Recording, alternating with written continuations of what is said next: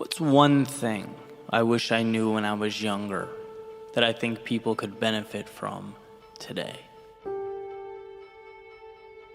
What single piece of information could have the biggest impact? And I spent some time thinking about this question, and the more I think about it, the more the answer becomes incredibly apparent. It's that you are in control of your own life, your own destiny, your own future. And when you take accountability for yourself, life changes. Period. And if you thought that was obvious, I would advocate taking a look around. Maybe a stroll through social media, the Twitters and Instagrams and TikToks of today. And no, that's not the real world, but it's certainly a microcosm of the real world. What do you see? Well, you see chronic blame. I don't like where I'm at or things are, so that must be your fault or their fault or someone else's fault. You see people looking everywhere but in the mirror, actually seeking out victimhood, because that's what brings the attention. That's today's currency. It's much easier to be the victim than the hero, because being the hero means you have to sacrifice something. It's people saying the news or some institution or the federal government is the problem. And if those things would only change, then we'd be good. Let me explain why I think this mentality is self-sabotage. And why I would take younger me by the hand and I would say, listen to what I'm about to tell you. Where you start is often outside of our control. Let's be real, life is not fair. We don't all get dealt the same hand. But this next part, as I once heard Will Smith articulate beautifully, is the same for everyone. What you decide to do about it right now is what matters. And that is the control that we all have. It's not your fault where you start, but it's your responsibility to choose where you end up.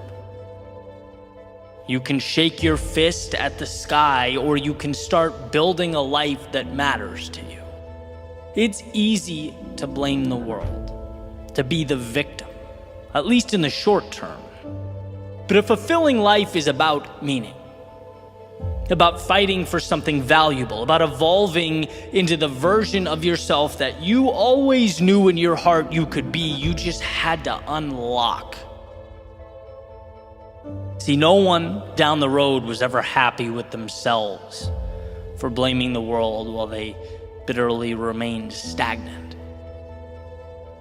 I would say to a younger me, worry less about how you're perceived and think more about who you are, what you're capable of, because that you can always control.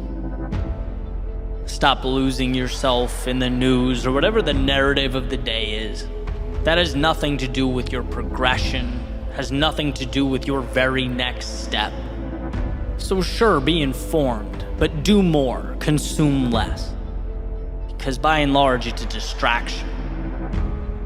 And I would say the government, which has become the crux of our discourse today, transforming into a modern-day religion.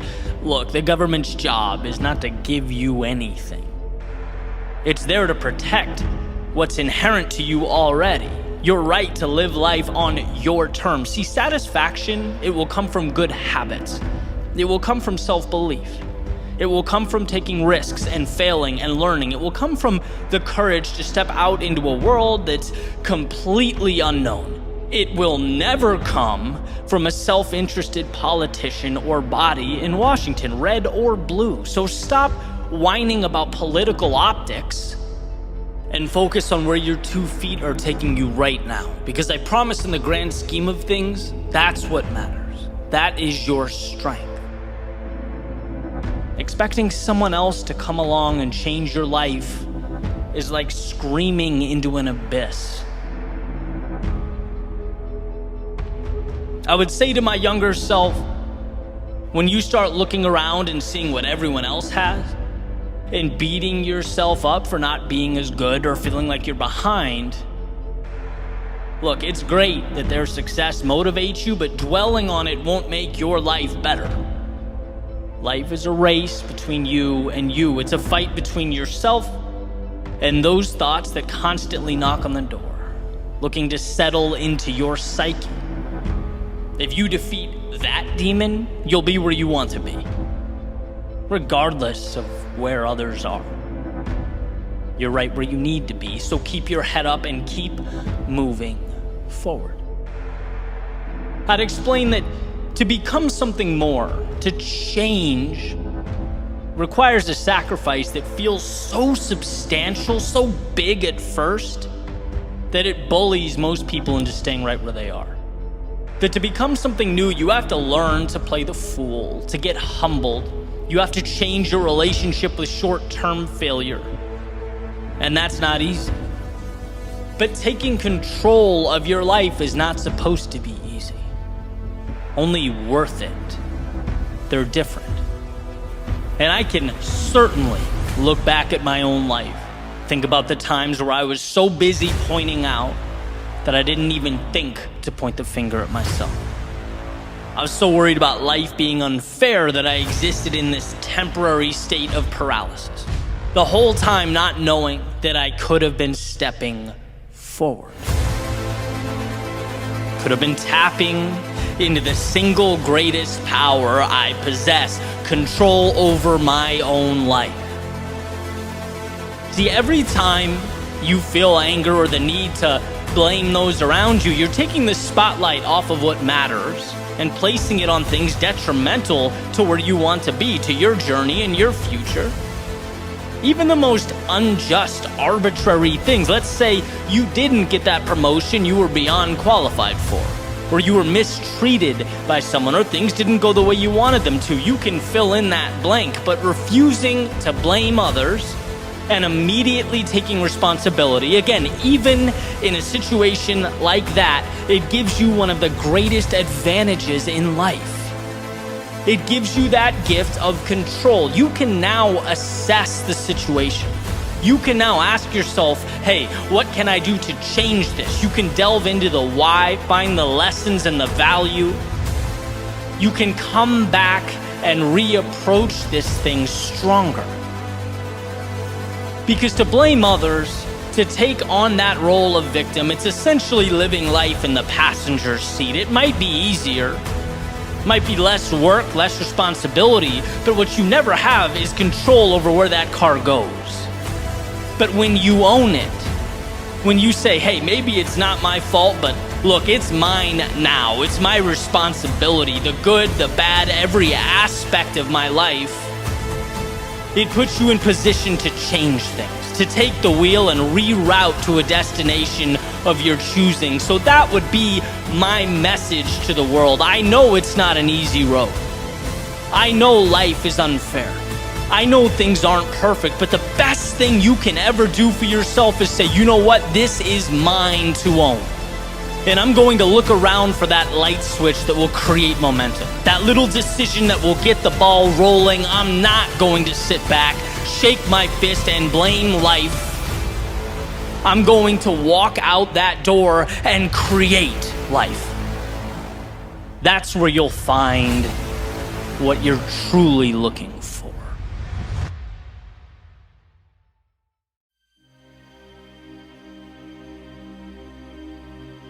There's a saying that just because you spent a long time making a mistake doesn't mean you need to continue making it.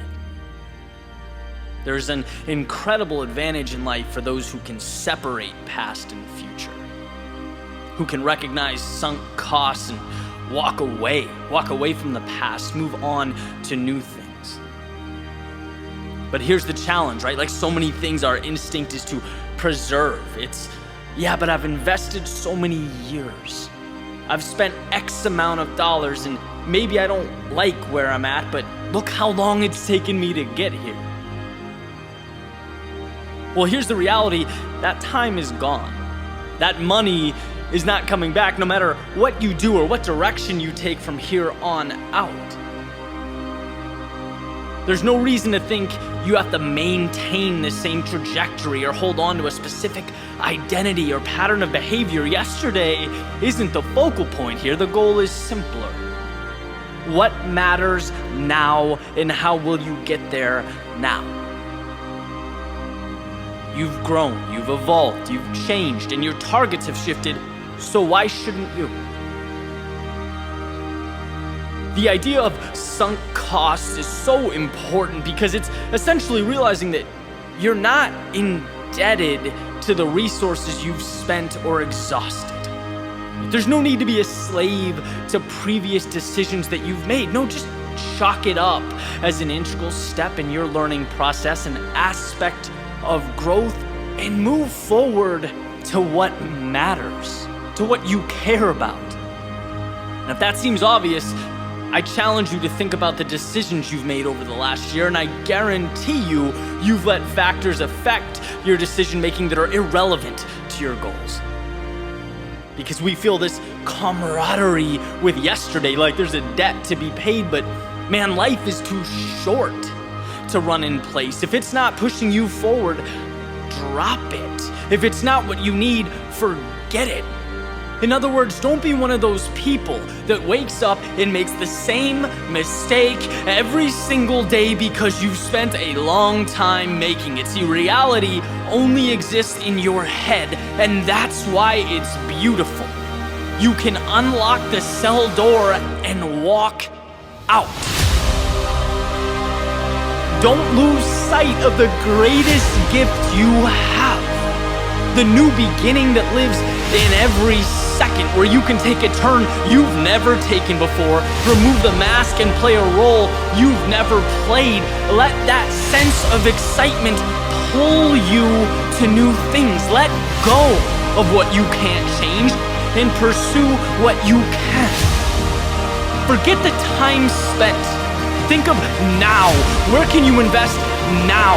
Your surroundings didn't magically arrive. You chose them, and you can just as easily take that wheel and leave. Simple formula. What is best for you, and how do you get there?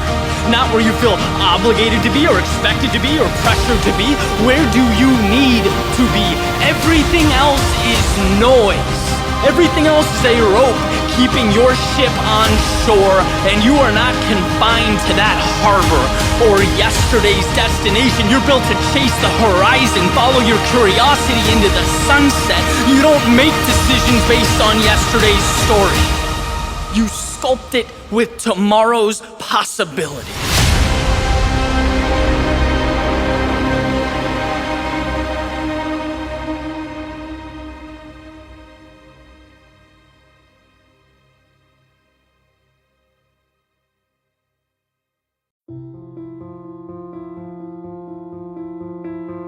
Human beings don't see, we interpret.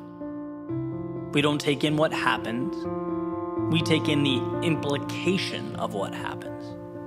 Everything in our world is story. It's similar to the idea of two ideologically different news organizations, right? Reporting on the same event. Neither will be completely factual. They'll both uphold their individual narratives. They're not black and white. They're interpreting gray space. And our individual lives are no different. We are our own broadcasting channels, using data to support our individual narratives. See, we know what the story's going to say before the story occurs because we will make it so. We'll make life fit our beliefs. That's what it means to be human. And so here's where the value lives in the context of this message. When we find ourselves in a consistent state of despair or frustration or anxiety, it's a fool's errand to look for solutions in the external world. Because everything we find, everything we come across, will support our current beliefs, our current story.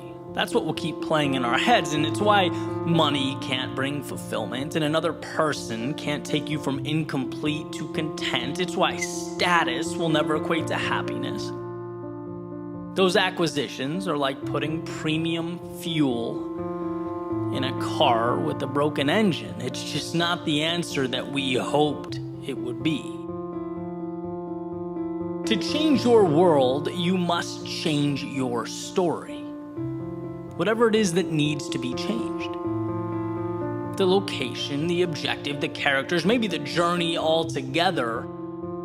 But it's the neural network behind your eyes that must change, not the detail it takes in. And so if you feel stuck or feel like where you want to be seems unrealistic, you have to know right now that the very fact you think that way is the problem. So ask yourself, not your girlfriend or your boss or your neighbor, but ask yourself what a turnaround looks like. Do you know? Or have you acclimated to being unhappy? Have you even asked yourself what happiness looks like? Or is your personal broadcasting channel so hell-bent on ensuring your life outlook stays the way it is that it's not even paying attention to the data it takes in? See, I believe wholeheartedly that the first step in any facet of transformation is remembering that you have control, that things in your life that bring you down or hold you back can be changed. In fact, the very things working against you can work for you. But you have to be aware. You have to think about it. Now, I'm not a believer in magic, right? I don't think you sit back, say, I don't want to be unhappy ever again, snap your fingers and smile until the end of eternity. But I do believe that once we're aware of our manufactured shackles and our self-imposed limitation, we can start chipping away, doing the 1, 2, or 3 small things every day, tiny swings at the tree until it falls. Right? If it's, I'm not happy with my work life, well, what does a better situation look like? What bridges that gap? I'll wake up 20 minutes earlier on weekdays and master Microsoft Excel. I'll send one message on LinkedIn asking an expert about the field I want to move into. I'll read 20 pages a day in a book related to business. You think those things are small? See what they look like compounded in a year. Not only that, this is the most important part. You are taking the power back. You're taking control. And that's what feels good. That's where we get our identity. You get a little disappointed at how you've let your physique slip when you look in the mirror. Don't be sad about it every day. Again, ask yourself what the inverse looks like and start doing small things. Subtract 1 sports drink and add 1 green smoothie. Double your water intake. Do a 10-minute daily workout on YouTube. Like, the pieces are out there, and to find yourself again is to realize that they're out there. Realize that you're playing a movie on loop in your head that isn't right. It's just not you. And well, what movie do you want to be playing? In an ideal world, scroll through the library, find it, click play, and start doing the small things that make it real. There's so much power in progress. I've seen this unfold in different areas of my life, but particularly as a writer, as a speaker, it's like you identify who you want to be, you start making tiny steps, and after a while, you're surrounded by the change that you've created. How can you not believe something that you're starting to live? It has to become your identity because it is you. It's around you. You breathe it. So look around and realize the malleability of your situation. And if what you find is not you, good. Here is your opportunity to tear down the old and construct the new. You can do that because you have control, because it's within your grasp. So start the new movie, the new story, make yourself the hero, and set out to find yourself again.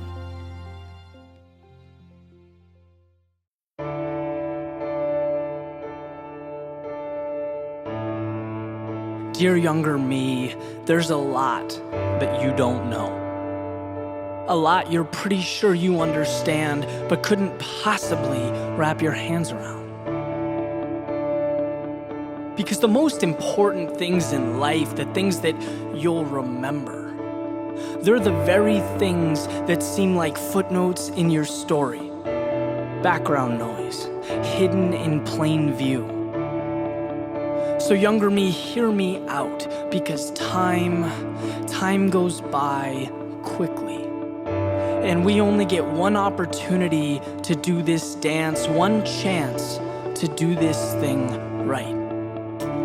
Younger me, when you wake up, be thankful for the shoes on your feet, the house you live in, the life you lead. Because if all you do is focus on what you don't have or the next milestone, happiness becomes a mirage.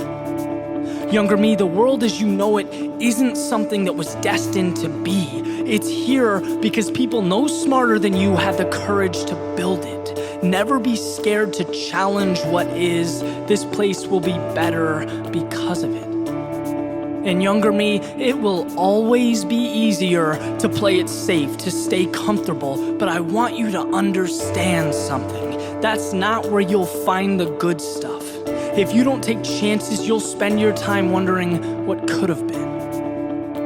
Younger me, believe in your greatness. This world can be a tough place, and if you don't believe in yourself, no one will do it for you. No one will hand you the sky. Earn excellence every day. It's there, I promise. Younger me, don't get distracted by the small stuff, the little things that so easily consume our energy and emotions. Don't lose sight of who you are and what means the most to you. Everything else washes away.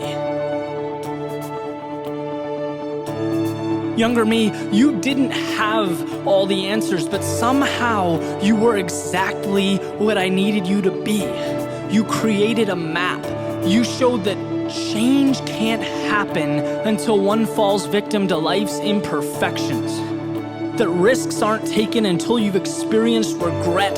That confidence isn't acquired if you don't learn to play the student. And most importantly, if you don't allow yourself to get lost, you will never discover who you truly are. 20 years from now, when we meet again, younger me, I know you'll do the same. I know you'll have given me everything I needed, nothing more and nothing less. Because time goes by quickly. And we only get one opportunity to do this dance, one chance to make this right. And I promise you, younger me, that it won't be wasted.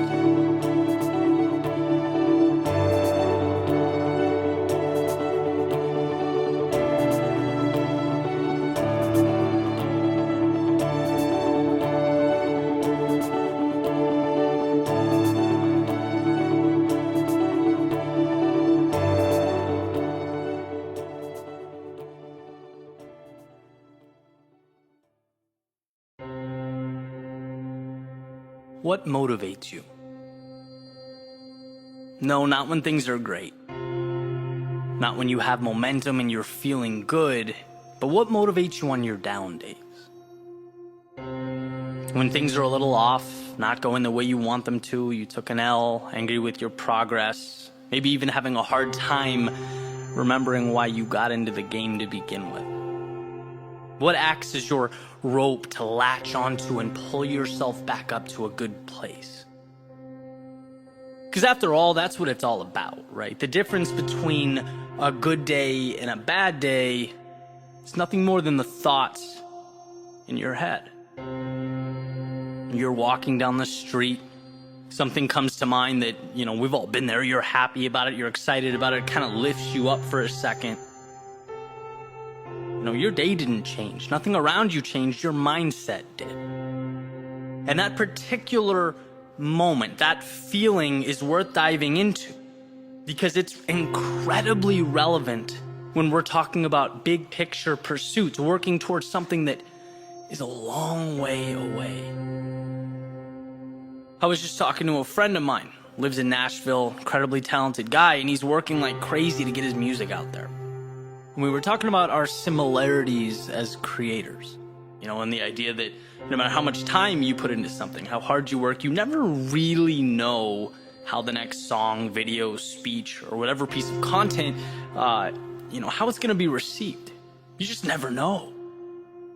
And that can be tough, right? But where we got to in the discussion, and this is really my message to you, that same rationale can and should also be the spark that keeps you moving. Because yes, you're uncertain, but you are also always one creation away from your life changing. And that's the reality. Right? We are all only one creation, decision, or action away from altering our current trajectory. And that, I'll speak for myself, during my difficult times is what I latch onto, that excitement contained in the infinite possibility ahead. Maybe I haven't seen progress for X amount of time, but guess what? That says nothing about tomorrow. And I've talked about that a million times. Tomorrow can change faster than we can blink, but you have to see that. Consciously be aware. We all know how easy it is to look at our losses and think they're indicative of our potential or ceiling, but they're not. The losses, the struggle, they are the seeds to growth. And I wish every single person that's accomplished anything of significance had all their risks, setbacks, periods of self-doubt and struggle documented somewhere so the world can see that avoiding pain and loss is not the formula. It's knowing that pain and loss are part of the process and continuing through it. Not taking it personal. Failure is not personal. It's the water that makes the plant grow. See, 90% of the game is tricking yourself, positioning yourself to feel momentum. Feel that progress. The little steps in the long journey. Setting up appointments, projects, events, creating visible benchmarks, even when they're tiny.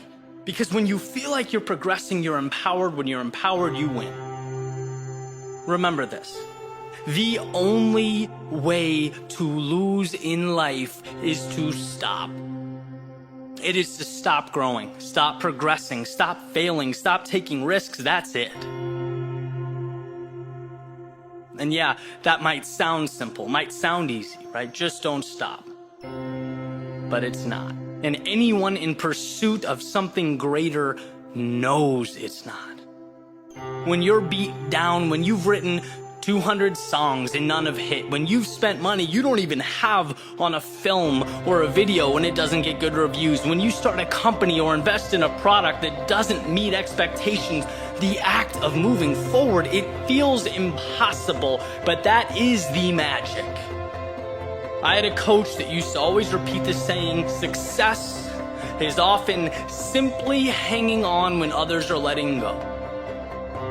Yes, you want to be great. You should. We all do. But being great comes with time. It's skill. It's hours. It's commitment. Moving forward takes no skill, no talent, just self-belief. And that can be accomplished right now. That is a win you can pocket right now, immediately. And what I tell myself during those rough stretches, it is quite simple. Any future step could be the one that changes my life. As long as I continue forward. I am one creation away from everything changing, and so are you. Something can come to life because of you. When you're digging deep, when you feel like all the work, the energy's not paying off, remind yourself that momentum, right? The wind at your back, the flipped switch that changes your life as you know it, it is one step away. And when you fall short, it is one step away. And when you fall short, it is one more step away. Because one of those steps will be it. One of them will open that door you've been pounding on. And it won't be because you did the impossible. It will be because you convinced yourself to move forward when your doubt and your insecurity begged you to stop. You knew one of these at-bats would be the one to change it all, and you didn't stop until one of them did.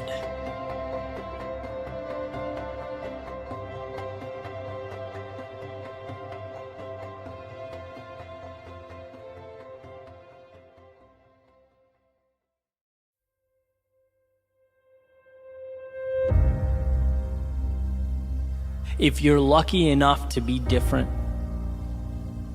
don't let go.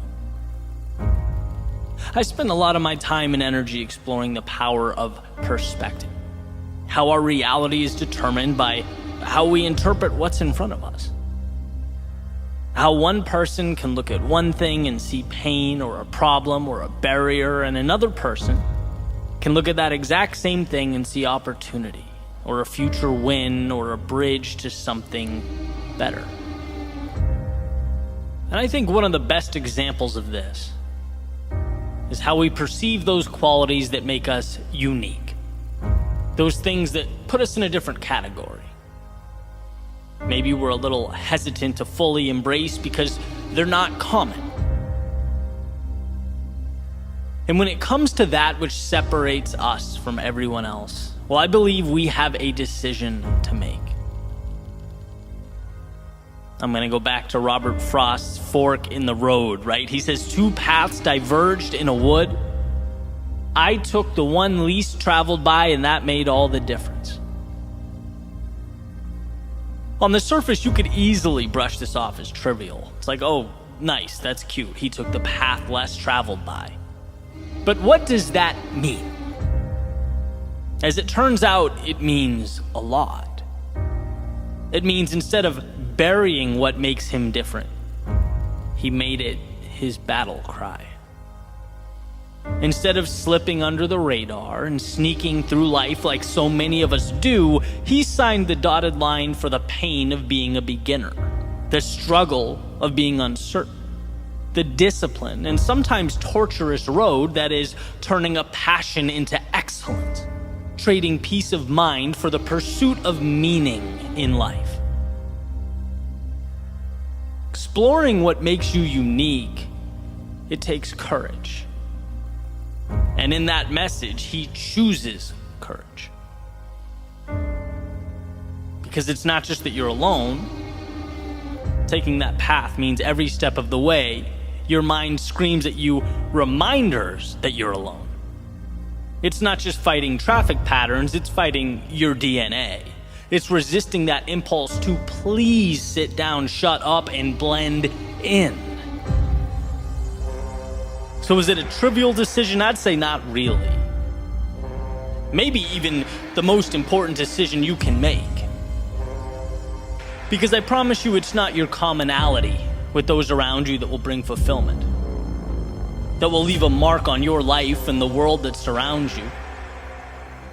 No, it's that thing that's unequivocally you, that's a little out there, that's somewhat strange, that you don't know why, but its gravitational force pulls and pulls and pulls. A tug of war, where one side begs you to just relax, conform, do less, begs you to never be laughed at or criticized, to take the easy road. Then you have the other side, poking, prodding, asking you, hey, yeah, but what if? What if you sacrificed the comfort of right now? What if you explored? What if you took that which you love and you ran with it? What if you worked for a delayed payday? What if for a moment in time, when people ask you what the plan is, you have to look back and say, you know what, I'm not quite sure what I'm building, but I'll keep pivoting until it's so clear you can see it from the moon. Those are the paths that pull us apart. And every time I've lost my way, it's because I've doubted my unique path. And I mean that every time. It's when I become impatient with the journey or look around and see someone else winning in a different arena using different methods, different strategies, see the latest trends and success formulas. Hey man, I want part of that, right? I'm human. I want to win. I want to succeed. But just like a little opening is enough to let in the outside water that sinks the boat, well, a little bit of doubt is enough to derail your process. A process that you have to believe in, protect, nurture. A process that I've come to separate into 2 pieces. Number 1, believing that the exploration of that thing that makes you unique it's valuable. That your abilities mean something. They're not inconsequential. They're not stupid or trivial or unnecessary. If it means something to you, it will most certainly mean something to others. And you bringing it to life not only helps yourself evolve, grow, flourish, it helps the world. You just have to believe that enough to bring it to life. That's number one. Number two, trusting that as long as you don't stop in pursuit of your unique self, you can't lose. You can't lose. And I don't mean continuing to ram a square peg into a round hole. I mean growing, learning, experimenting, seeing what works. There's a saying that when you hit a dead end, it's not that the goal or the dream should be abandoned. It means the plan needs to be changed or adjusted. And as you get better and more experienced and continually work to adjust your strategy and your plans, learn from your mistakes, it becomes a matter of time. You increase the odds with every step forward. Being different is the most precious thing afforded to you. But to realize that miracle requires a combination of both the mythical and the practical, the imaginary and the real. Dream that dream, visualize that growth, create a world out of those ideas that don't exist yet. But also understand that the conversion process from dream to reality is a practical one. It requires repetition.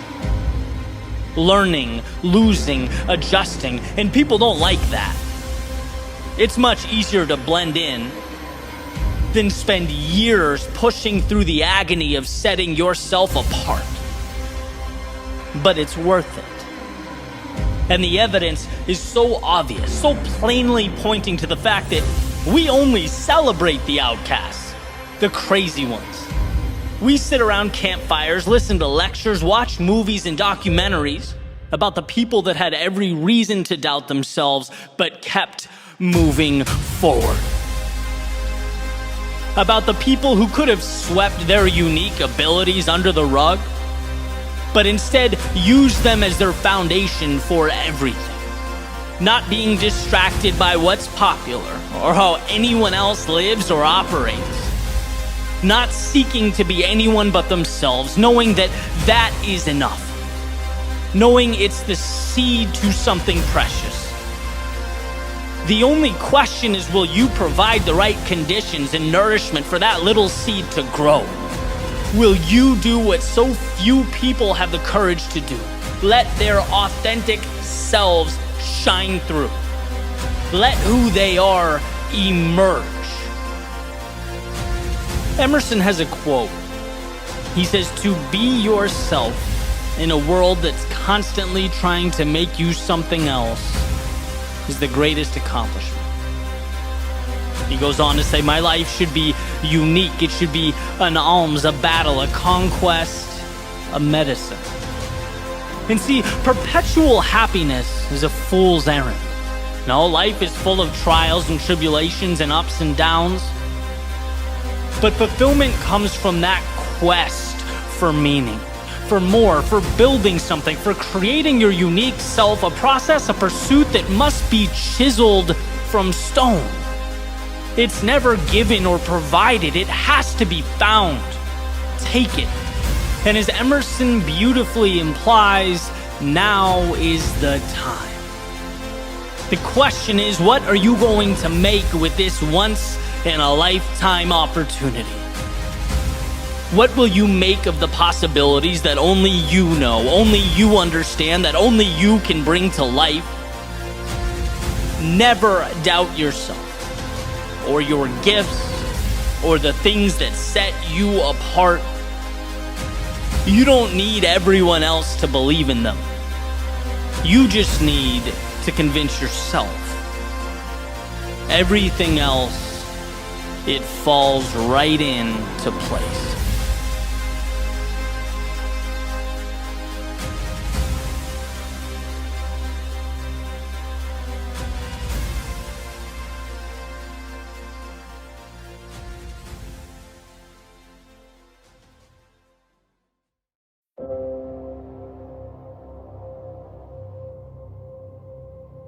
Sometimes when you don't know where you're going, the best thing to do is go there. A wise man once stated that an object at rest stays at rest. And while his rationale was a little different than mine, I'm gonna borrow from his premise. Right? Because when you move, even if you don't know where you're going, you put yourself on a collision course with something. You put into existence an entity to react to. Some call it destiny. Others call it fate. I call it simply initiative. Because if your journey is hypothetical, you have nothing to celebrate nor correct. A sailboat can adjust its sails once it leaves the harbor, right? It can learn from and manipulate its surroundings, make sure it arrives at a destination, right? It learns and adapts along the way. But from the harbor, it speculates. It expounds upon a path that might be straighter, might be faster, might be more thought out and tied together than the crazy sailors who took off for the horizon, but in actuality, it goes nowhere. In the real world, it is stagnant, and I could be wrong, but I'd make the argument 10 out of 10 times that the real world is where we want our results. And my proof? Well, a journey that started with insurance and evolved into music and songwriting and audio production, then video production, then creative writing, then a sweet spot that kind of combined everything. A spot that didn't make its way to my inbox with an exact address. A spot that required a lot of failure and lessons learned and disappointment, but man, more than that, so much fun. Right, my proof is sitting down right now in real time, letting my fingers create a bridge from nothing to something of value. By the way, after sitting here staring at a blank screen for hours, it's just starting. Could I be wrong? Could I screw up? Could I wildly miss the mark? Yes. In fact, it happens more than I'd like to admit. But here's the beauty, even if I am wrong, I now have something to work with. Something has been brought into existence. And well, that means I'm officially further along than I once was. And I've heard over and over again that there is no perfect moment, that you have to just go. And the idea, it makes sense. It's impossible not to understand, but it's one of those things that until you feel it, doesn't mean anything. How can you miss something you've never experienced? Well, to put it in a way that helped me understand, you aren't going because, what do you have to lose? You're going because everything is to be gained.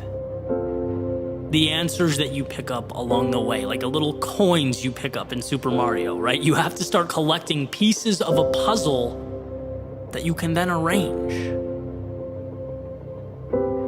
I truly believe that one of the most important ideas we need to hold on to moving forward is personal agency, self-belief. And I say that because I feel like I'm watching it slip. There are cases where we literally don't know or understand that it's within our own ability and control to change our lives.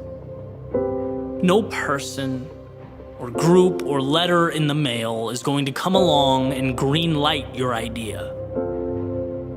In fact, you might not even really know what your idea means or how it will look. And that's not only okay, it's amazing. It's the marble that you get to chisel away at to create something. See, life is not the perfect execution of a plan. Life is the courage to make your way into a world that no one really understands or knows anything about. And I'm not talking physics or biology or quantum mechanics. I'm talking about the real life that is emergent from those areas of study, right? There is no perfect formula for happiness. But it will always be true that immobility or standing still is antithetical to progress. And there is plenty of data that supports the idea progress equals happiness. We want to move towards something. So that's what this is about, right? Here's to not being scared of what we don't know. Because somewhere in the realm of what we don't know exists what we need most. So yeah, stop waiting for the perfect moment. And yes, begin. But not because it's an ultimatum.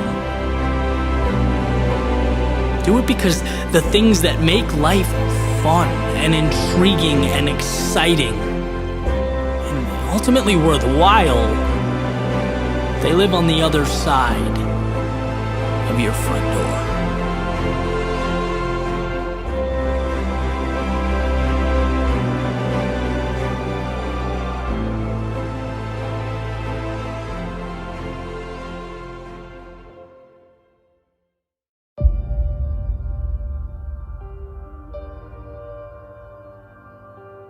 It's in our moments of greatest distress that we must find it within ourselves to see that which is difficult to see. It's when things seem hopeless, tragic. It's when we feel lost that we forget a universal truth. Behind every struggle, no matter how big, there is a win, an answer, an opportunity for recreation. See, it's very easy in the midst of a storm to forget that it will pass. The dark skies block out the light, so we forget the warmth of the sun. And the wind and the rain, it forces us inside, so we forget the perfection that is simply breathing in the cool air. We forget that all storms have one thing in common. They come and they go. They are temporary. And what they leave is hope, answers, the clearest, brightest of skies. See, I'm not asking you to see something that's not there. I'm not asking you to imagine or live a life of make-believe. I'm reminding you of what you already know exists behind those clouds. Better days, your solution, your victory. I'm asking you to look to precedent. Because every day leading up to now has had its adversity. The road to the current moment was paved with trials and tribulations, and what you've done every day until now is figure it out. Find a way. How many times do you have to prove to yourself that you have what it takes, that you'll be okay, that within the depths of your soul are answers to any and every problem that you face? I know things aren't easy. Maybe they even seem bigger, scarier, more overwhelming than they ever have. But as adversity grows, so does your resilience. And I'm not sitting here giving you something new or an answer you didn't already possess. All I'm doing is reminding you how incredible you are, how much you've already overcome, and how capable you are of conquering whatever is next.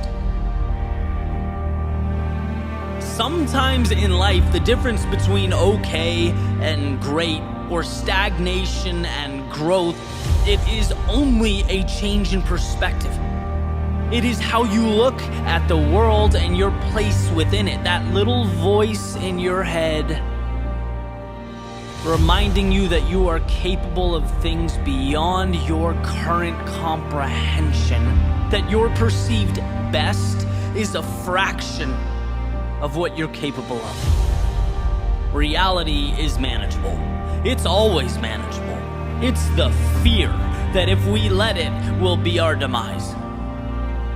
And life's too short to bow down to a monster that doesn't even really exist, that we created ourselves. So let's commit to being the ones who find calm when others panic, and see opportunity where others see hardship, and see what can be gained when others remain fixated on what has been lost. I love to simplify, to find clarity in that which appears overwhelming and complex. So here's the formula. U minus negative thoughts equals infinite possibility.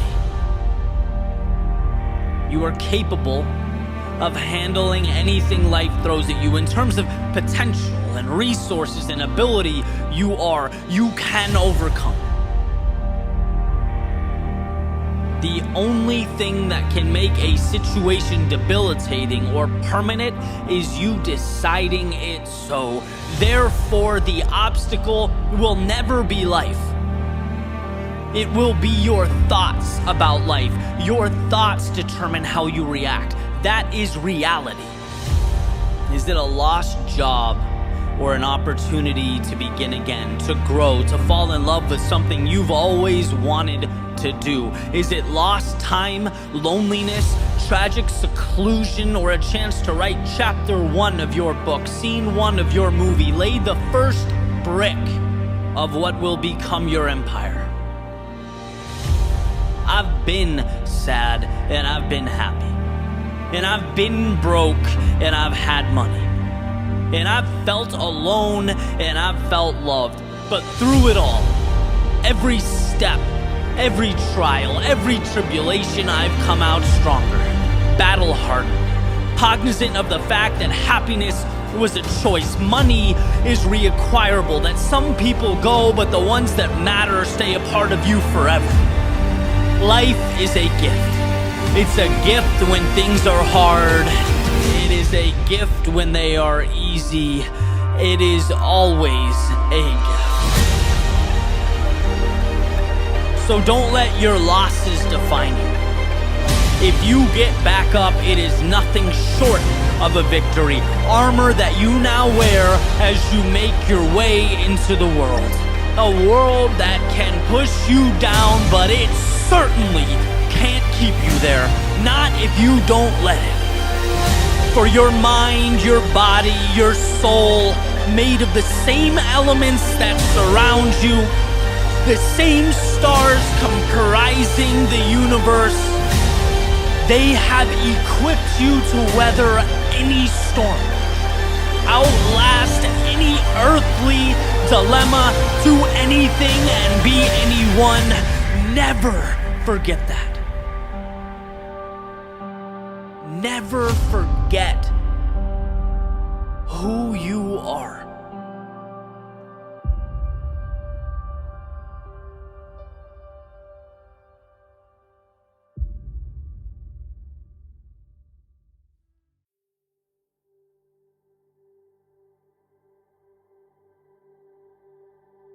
The little E on the car dashboard reminds me that I'm pointed east.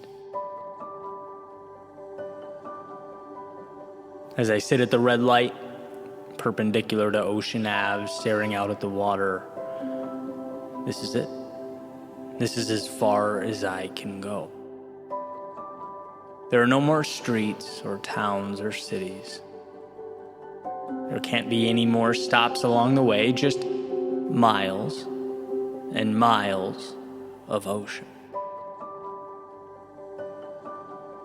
And it's interesting for me to think about all the changes I've made up to now, growing up outside of Los Angeles on the opposite coast, relocating again and again, sometimes very targeted, methodical moves, sometimes just for the sake of change, but always moving, always going.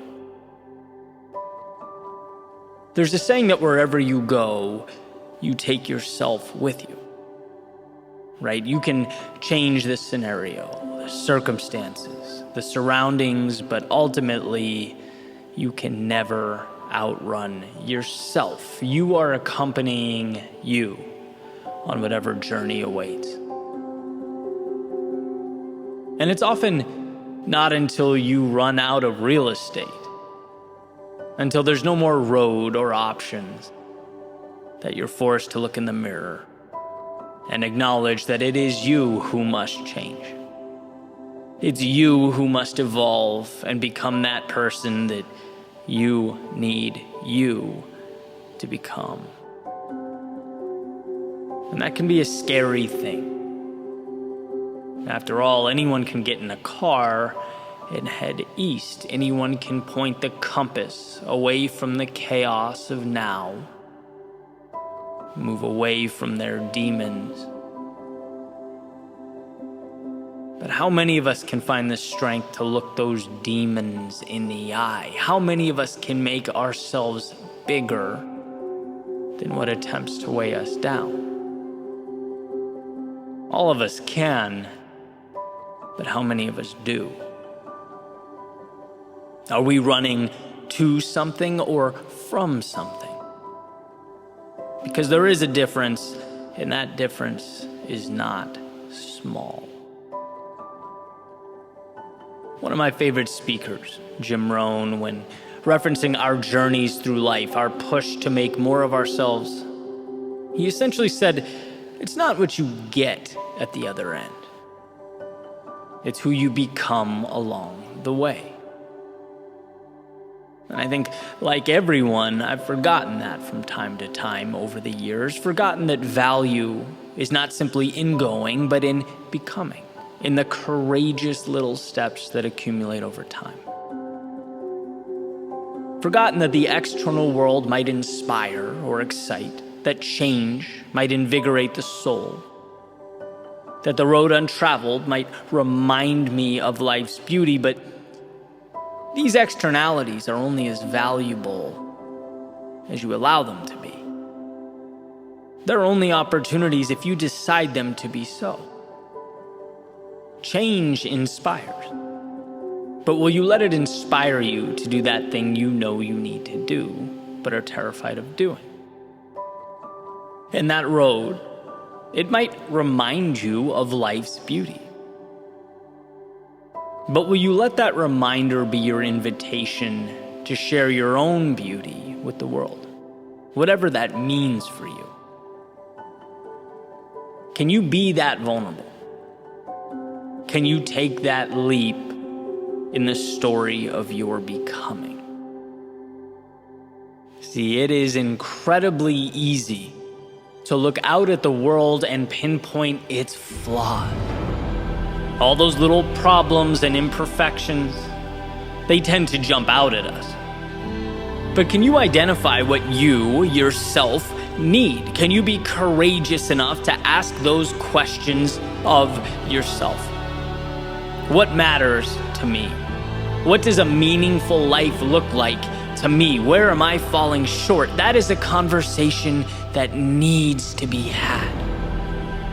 And it needs to be had often. Otherwise, we will drive and drive and drive until we hit water and are forced to ask that question. Because it's interesting that when we don't pause and make the changes that need to be made, life has a way of ensuring that we do. But when it's mandated by life, it tends to be a lot messier, a lot more chaotic. At least than when we make the decision ourselves. But either way, we cannot run forever. Either way, we must step into a new pair of shoes and learn to walk confidently with them into the night. There are plenty of little mantras floating around out there, little pieces of advice, and perhaps it's best for us to weigh them each individually, see what meets our needs and fits our criteria. After all, life is not one size fits all. But one of my favorite among these is to do one single thing that scares you every day, and I'll tell you why. Because when we become conditioned to turning our backs on all the uncomfortable things in life, we cripple our prospects of a better tomorrow.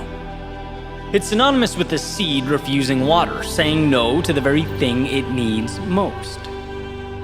And what should be noted here, one of the reasons it's so dangerous, is that saying no is incredibly subtle. It's not some big event or explosion. There's no fireworks show that occurs every time you walk away from what you need. No, it goes unnoticed. And again, one of the greatest challenges is quantifying that which we don't do. How do you measure that thing you walked away from? Well, unfortunately, you can't.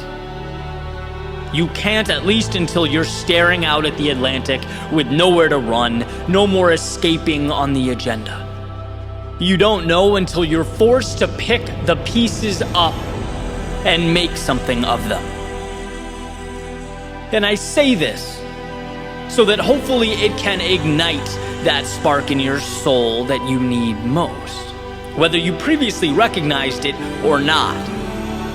I say this to remind you how much bigger you are than your problems, how you have the ability to transform all that exists around you when you transform yourself. There's a certain inevitability associated with how we see ourselves. And I believe this to be true at both the personal and the societal levels. Anyone can look in the mirror and see the past, where they've gone wrong, how inadequate and ill-prepared they are.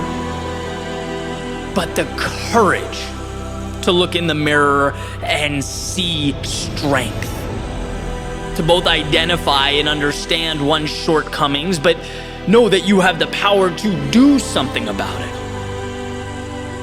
To know that the times you fell or didn't make the cut, they don't indicate that the endeavor was all for naught or unequivocally wrong. No, there is so much good tied into your pursuit. So much beauty and courage ingrained in your soul. But imagine a life where you no longer run from the gaps, but close them. Imagine finding it in yourself to begin that hero's journey. And where you used to run to protect yourself, now you take the offensive to grow yourself. Where you used to avoid the possibility of failure, now you chase the possibility of victory. You can have that if you want to. You can be that if you choose to. And sure, you may never be able to outrun yourself, but you can always adapt yourself to be that person you always needed you to be. Sometimes we just need the reminder that we are strong enough. We do have what it takes. And that the thing that hurts us most in the short term not only saves us pain in the long term, but it becomes what we live for. It is where we find our meaning.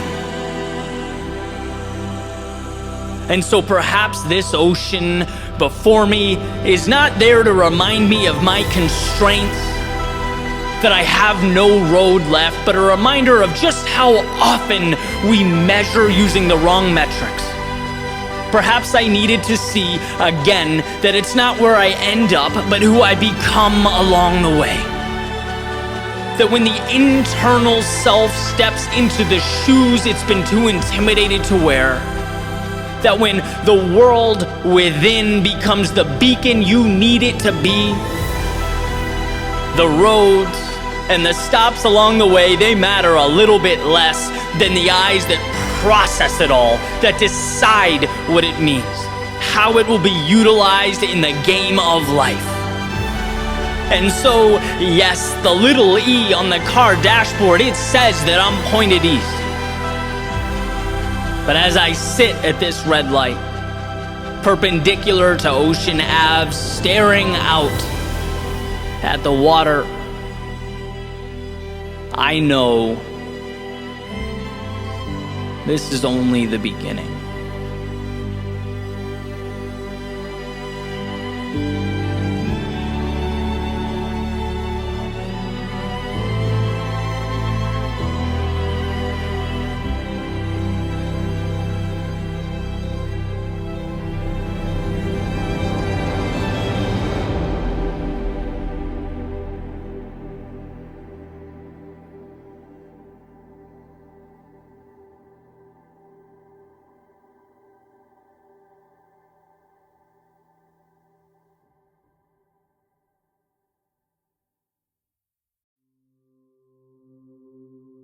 You weren't put here to live in the shadows of life, to exist beyond the sun's grasp, to stay on the outside, looking in. No, you weren't put here to live in the shadows of life. It's important to remember the difference between now and forever, the distinction between today and tomorrow, because from time to time they look deceptively similar. Especially when we inevitably find ourselves in the darkest of times. When despite our best efforts, our world is reduced to shadows, void of hope. When tomorrow and today have merged into one endless entity, it always seems to be in these times that we forget that right now is just a moment, not an assigned permanence, but a bridge to something great. As Viktor Frankl says, if there is meaning in life at all, then there must be meaning in suffering. We all suffer, we all hurt, we all go through periods of time where we can't see or hear or feel anything beyond the darkness we find ourselves in, but it's there. Darkness cannot be defined without light. It's in the definition. Darkness is a partial or total absence of light. They need each other, darkness and light. The one thing that can bring darkness to its knees is out there, everywhere, all around it. And if there was ever a reason to be hopeful, enthusiastic, if there's ever a reason to believe, it's that a new life is always a light switch away. It's that darkness is as temporary as the day. And the antidote requires only that you believe it to be true. Only that you find the resolve to reach one foot out, to remind yourself of the sun's warmth and the infinite beauty of a world beyond this temporary darkness, because you weren't put here to live in the shadows of life, but to re-emerge like a rocket through the Earth's stratosphere, to swing from star to star like life is a playground and you make the rules. And I think when we look back, we'll be nothing but grateful for those times of darkness. They, in a sense, prepared us for the road ahead by giving us what we need most: perspective, life lessons, a roadmap to follow.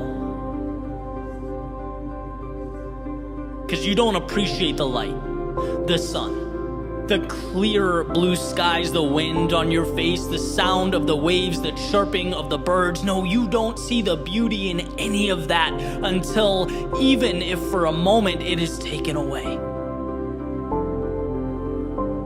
You don't learn about life's abundance until you come face to face with scarcity. You don't learn to give until you've had your world taken away. You don't learn to love until you've experienced heartbreak. You don't learn courage until you've been overcome by fear. You don't learn to grow until you've been truly stuck.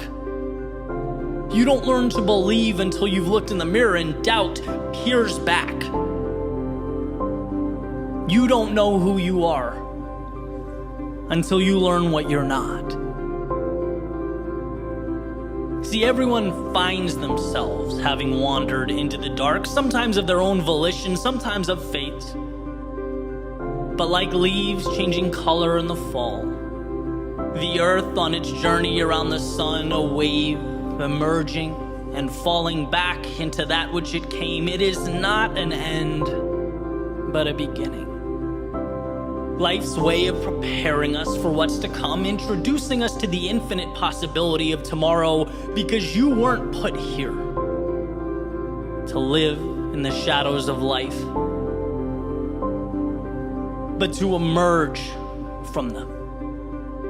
To light up the world. No, you weren't put here to live in the shadows of life.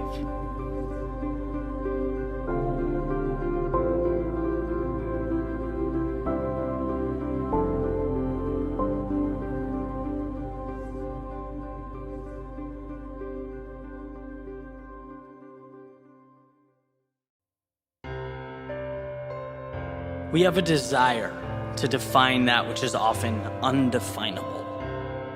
When it comes to life and its highly coveted outcomes, assessing the things that we want, we use probability to solidify things that are entirely fluid.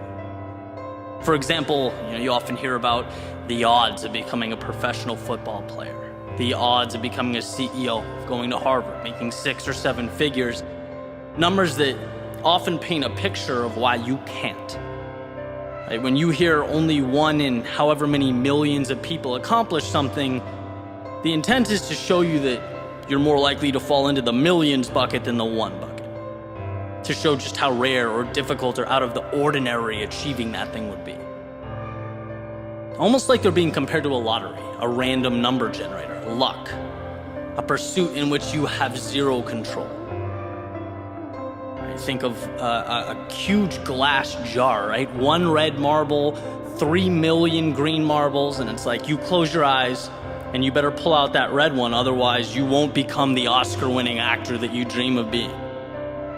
And the problem with looking at life that way is that it overshadows the most important element of success, understanding just how much control you have. The 1 in however many hundreds or thousands or millions wasn't born that red marble in a jar full of 3 million green ones. No, he or she just did things differently, lived differently. They didn't relinquish control, they took control, and that's the difference. That's what matters. The lottery is sitting back and hoping your numbers pull. In real life, you create your own probability every day, every minute that goes towards working towards a goal. That means you get closer. Why would you take a snapshot of the present moment in time and use that to define the likelihood that you'll live out your dreams someday down the road? It doesn't tell you anything. It's the steps along the way that make your vision a reality. Using the same metaphor, every step, every decision to push forward, every time you dig deep and find a little advantage, you're replacing one of those green marbles with a red one. Maybe you can't quantify that numerically, maybe you can't see the progress, but it's there. In fact, numbers should never scare you because they're an indicator that the vast majority of people aren't prepared to go all the way, aren't willing to do what it takes, and that you, by simply not stopping, by thinking that you can, by giving more than the person next to you, have a tremendous advantage over the rest of the world.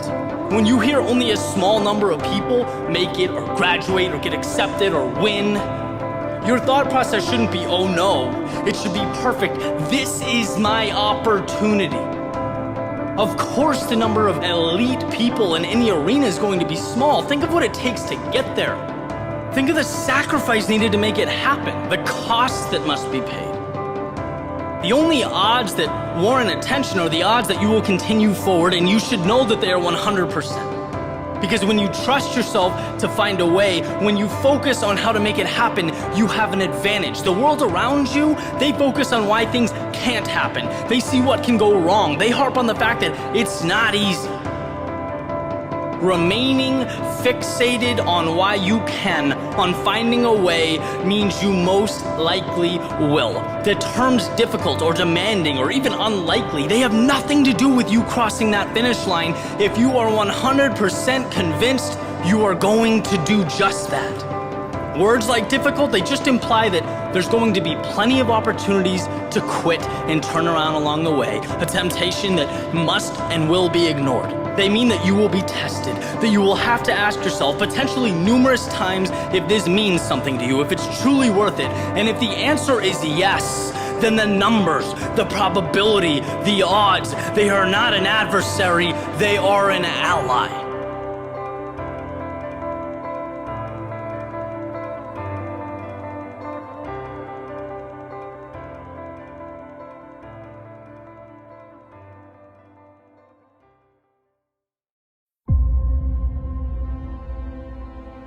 Life is built by quiet believers. Those who see what is not and transform all that is. Who poke holes in truth and embrace the absurd.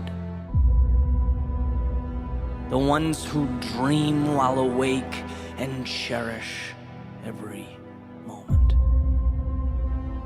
See, for the quiet believers, it's not about talking.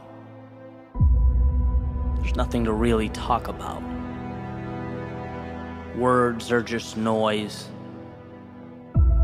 It's footsteps that inspire. It is the journey that tells the story. And what quiet believers understand is the subtle line that separates truth and perception. They get that dancing to a beat means sometimes you dance alone. And as Nietzsche points out, sometimes they're even thought to be crazy by those who can't hear the music. In this life, no one comes up, places a hand on your shoulder, and pronounces that your future is great. No one looks you in the eyes and says they can see the life you'll build, money you'll make, or shape you'll be in. No, that doesn't happen until the next life, the one you've yet to create. So patience, quiet believer, the abstract is just as real as the hand in front of your face, just with a little more road to travel. The sun is as real at night as it is when it rises. Things are simply not always what they seem. The impossible, the unimaginable, they're stories that need to be transcribed from one's mind to the paper in front of them. They need a delivery mechanism, and quiet believers, they quietly scream with the megaphone so loud the world can't help but listen, because ready or not, it will be shaped and reshaped again. Every moment is a new beginning. They are the wizards that flew around in a young author's head before she courageously shared the magic. The feeling of that game-winning shot making its way through the basket after school in a North Carolina driveway. An entrepreneur starting a bookstore in his garage, but seeing not books, but accessibility, time, a better way. See, the truth about life is some create it and some merely react to it. And well, you hold the pen. So dream away, quiet believer. Because you have a world to construct. Mountains to climb, oceans to cross, and stories to tell. Quiet believer, today is yours. And those changes, they'll propel you. The naysayers will inspire you. The stars, they will guide you. Shining bright as a reminder that you are made of the very elements lighting your path. You are an architect. Not talking or explaining or promising, but simply showing, leading, earning respect from yourself, attention from the masses, and a place in history. Because quiet believer, looking back, if you found the courage to change even one thing, every second will have been worth the fight.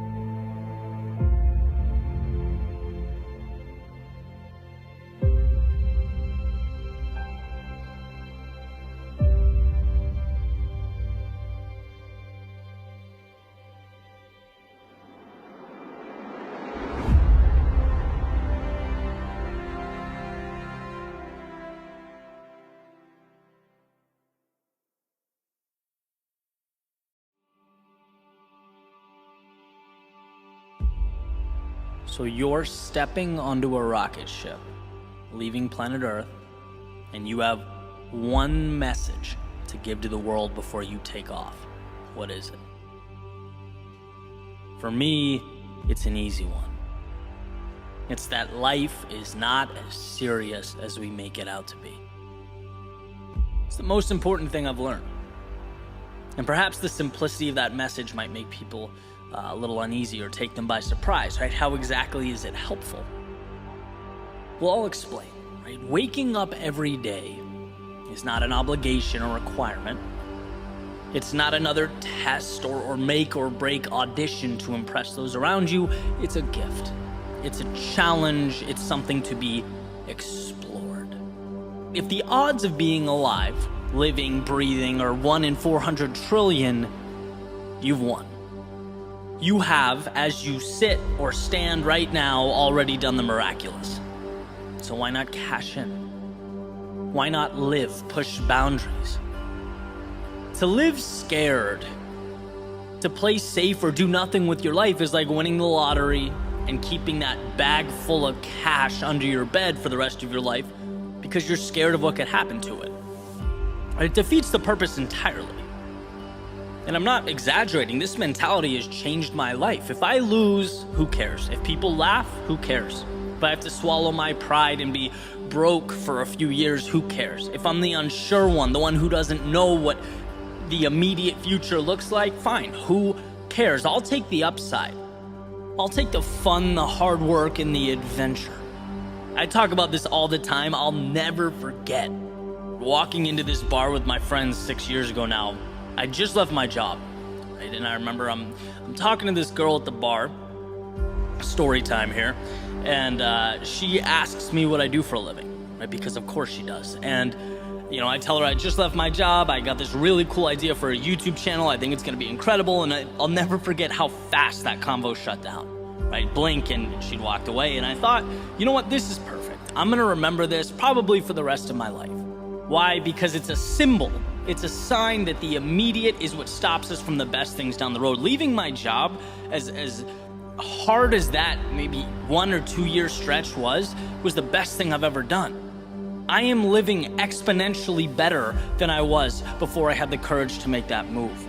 See, if life is about not screwing up, then yes, I'm still in that cubicle getting yelled at for including too much color in my PowerPoint presentations, but that's not what life is. Life is opportunity, not hiding so that you don't lose. No, it's about making something where you are with what you have. And my friends, there is so much out there. There is a win on the other side of every door you walk through, even when it's hard to see. Right now is the perfect time to be talking about this. A little crazy coronavirus has people being quarantined, everyone freaking out. Guys, take a step back and find the opportunity. I just read the other day, Shakespeare wrote King Lear when he was being quarantined because of the plague. There is always a win. Use the time, find solutions. Maybe you've always wanted to start a business. Great, take a small step, create the business page on Facebook, do something small, get the ball rolling. See, when life is a game, you're finding ways to win. Why do all these entrepreneurs talk about the hardship they've encountered before they found success? Because they knew that losses wouldn't define them. But in life, just like in a game, you win and you lose. But what happens is, through repetition, you get better and better, and the wins start accumulating, becoming more substantial and consistent. See, most decisions, and let's say worst case scenario, you take the leap and things implode. Let's just be dramatic for a second. Everything goes wrong. Loss, loss, loss, loss. The reality is 99% of your decisions, they're reversible. If you don't get the intended result, you can backpedal and adjust. You know what's irreversible though? Inaction. You know what you can't improve upon? Steps you've never taken. You can't be propelled by dreams that are hanging out in your head. Living scared is looking at yourself in the mirror and saying, I hope nothing goes wrong today. Living fully is looking in the mirror and saying, I'm going to make something significant today. I'm going to take risks. I'm going to find solutions. I'm going to propel myself forward. So that, as I make my way onto this rocket ship, would be my message. Stop playing to avoid losing and start playing to win. Life is not serious. It's not a standardized test. It's a blank page waiting for a story. And stories are written by the bold, the risk takers, the ones who stop wishing and go out and make things happen. Wrong actions can be corrected, improved upon, but life through a lens of scarcity is a sealed fate. So how about living like this is the only life you have? Like each day is a metaphorical currency that you can't take with you to your grave. It must be spent, it must be cherished and utilized fully. So here's to not only dreaming, but finding the courage to delve headfirst into a journey so great that no stone is left unturned, no day is without the magic of your creation. Because if life is serious, it is a serious opportunity to live fully, and nothing less.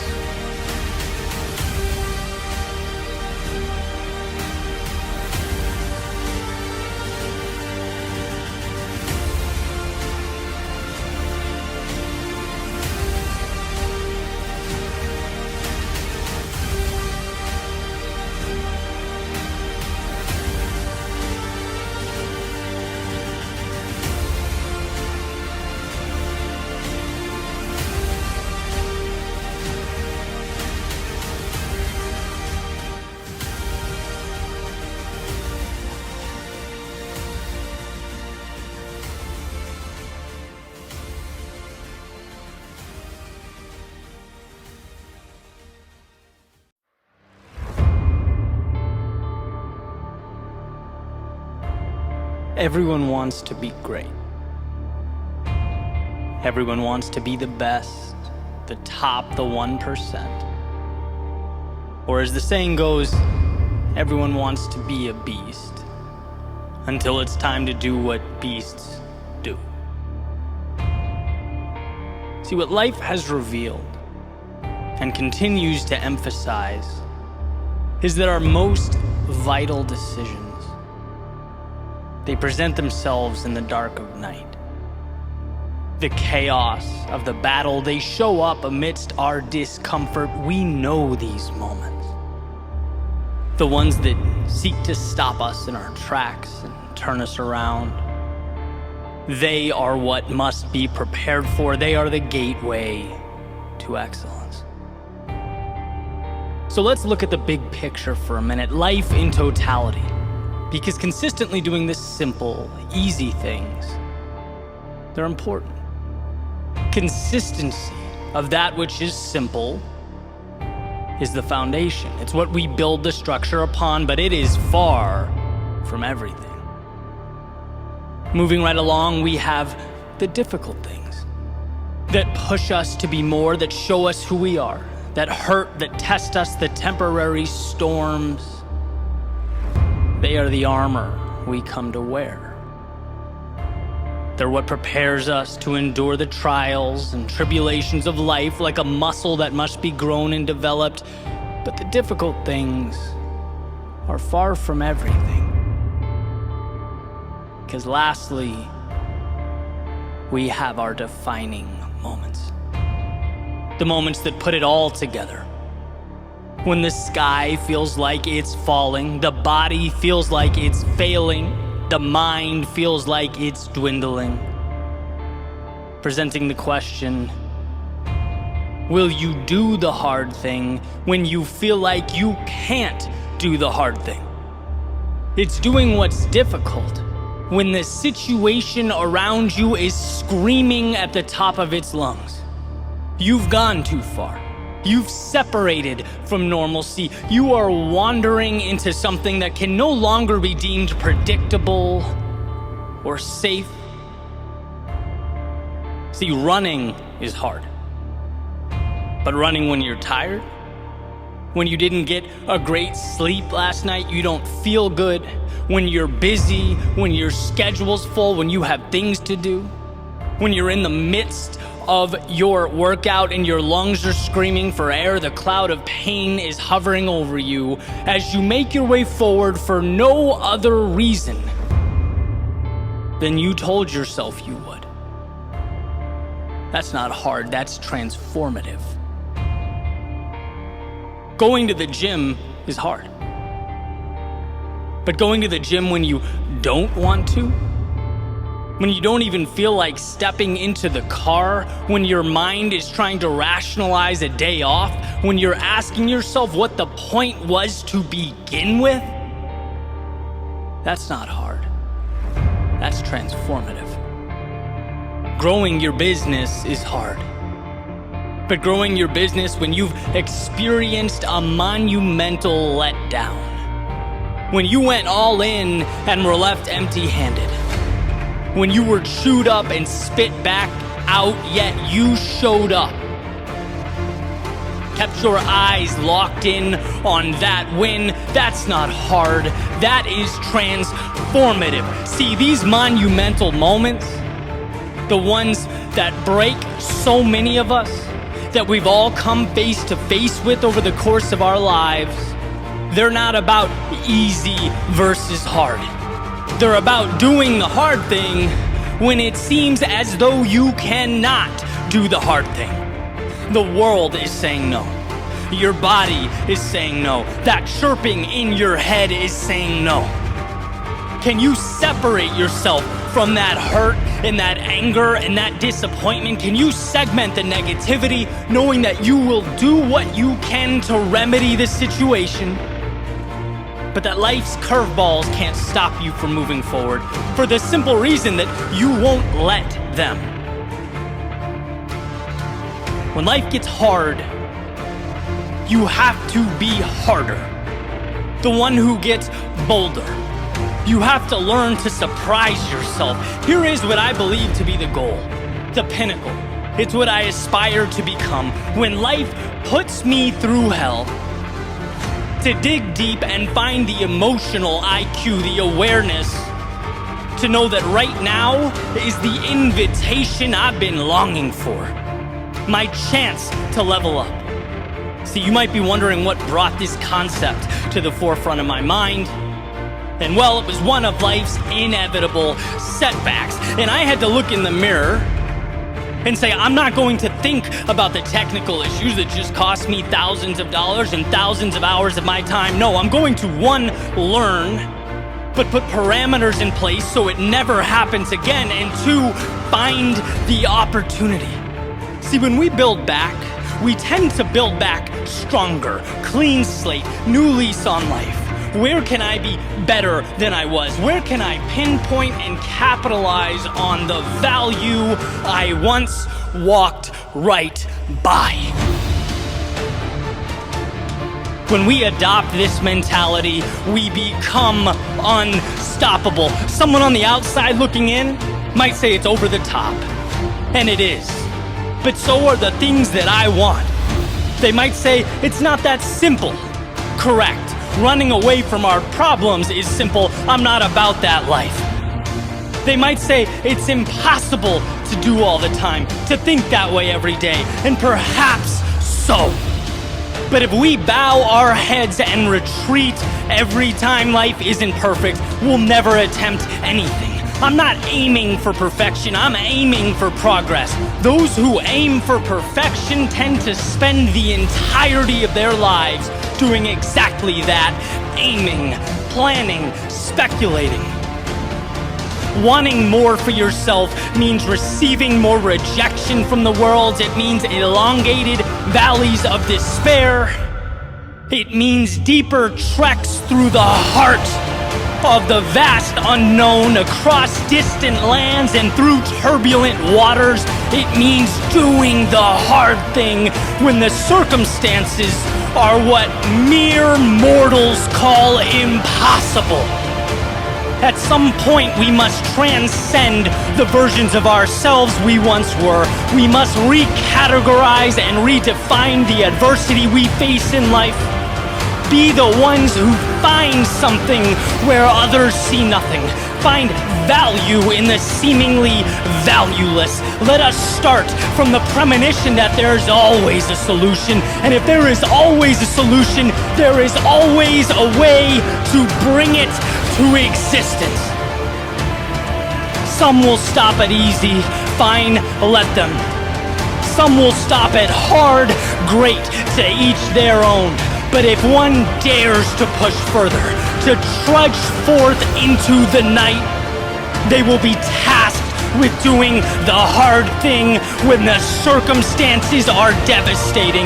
They will be asked not just to sail the ship, but to sail it through the storm, to not just build the tower, but to build as the skies open up, the wind blows, and the ground shakes.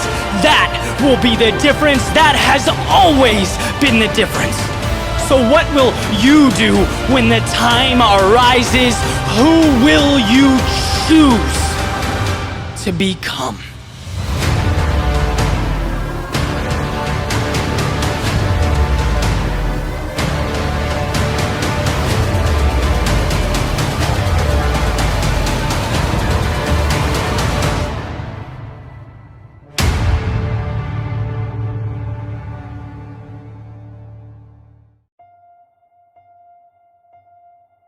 It's time. The world will not stop spinning. The clock won't stop ticking. Days won't stop slipping by. It's time. Things won't suddenly get easier. The difficulty does not remove itself. The path does not narrow. It's time. That perfect moment, it doesn't exist. A flawless beginning is fiction. The stars will never align for you. It's time. Not tomorrow, not someday down the road, but this very second. See, you don't need all the answers. You don't need to know or be sure or be armed with guarantees. Your job, your only requirement is to begin. It's time to trade fear for opportunity. Someday for right now, it's time. To stop thinking small, stop seeing what you want as a reach, to stop looking at success as a stranger. It's time to sit down and convince yourself that what you want can be accomplished when it's as real as the space in front of you, when it's as probable as the completion of a single step. It will happen because it has to.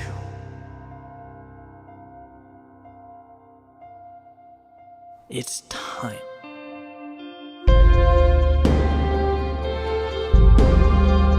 At some point, you have to see that you're not simply playing conservatively. You're not being a perfectionist. It's not about being okay with where you are.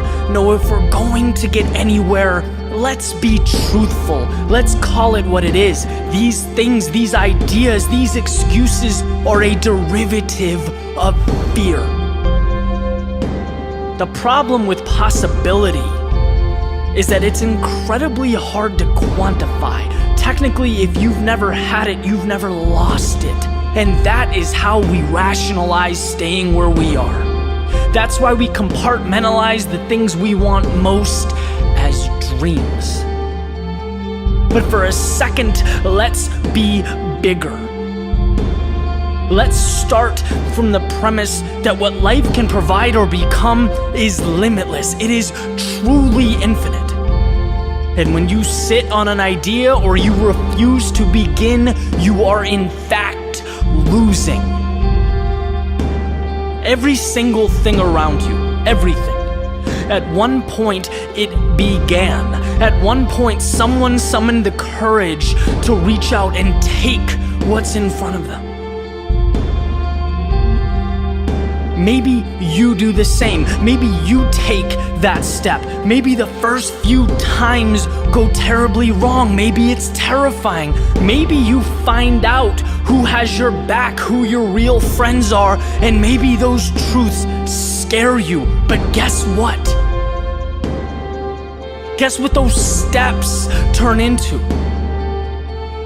Confidence, amplified purpose, and most importantly, more steps.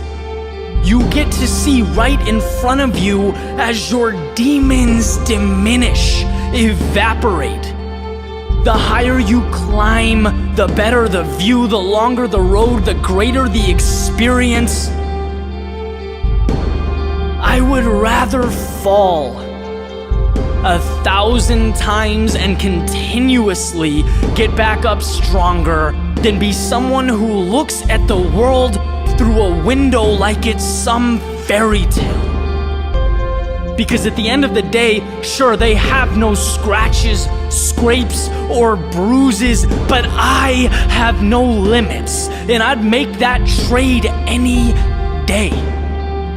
It is time to stop separating what you want from what you have and take that step forward. It's time to go get it.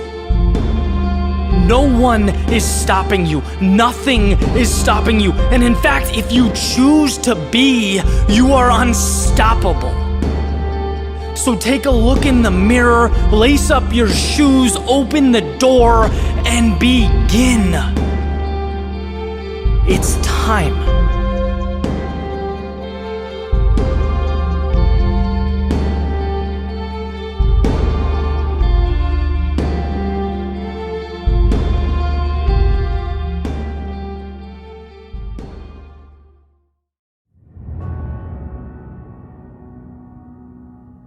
There's a saying that some people feel the rain, others just get wet. I've always found this interesting, this idea, how the same subject, same situation, or occurrence can be interpreted so differently, right? It can plant the seeds for such different outcomes. Like Kishimi and Koga mention in their book, The Courage to be Disliked, well water is 60 degrees, and it's always 60 degrees. In the summer and the winter, but depending on what time of year, right, the makeup of the outside world, that 60 degrees feels different. The water didn't change, its circumstances did, and our thoughts are no different. It's not the world that writes the story, we do. And every second, moment, day is merely an interpretation. Does time tick by? Or is it driven into a state of flow? Is it transformed into something more? Was losing an indicator that, hey, maybe you're not good enough? Or is it your motivation to be better than you've ever been? Is your day an allegiance to the present or an invitation to chase down tomorrow? See, the world doesn't get to tell the tale. The world is paper, it's ink, it's ideas. The world is everything you need to decide how your story's going to go. How does he see the world? How does she define reality? That's the question. Because you don't need to change the world, you need to change the way you see it. And you don't need to change who you are. You need to change the imaginary shackles you've placed around your ankles that are limiting the heights you could reach.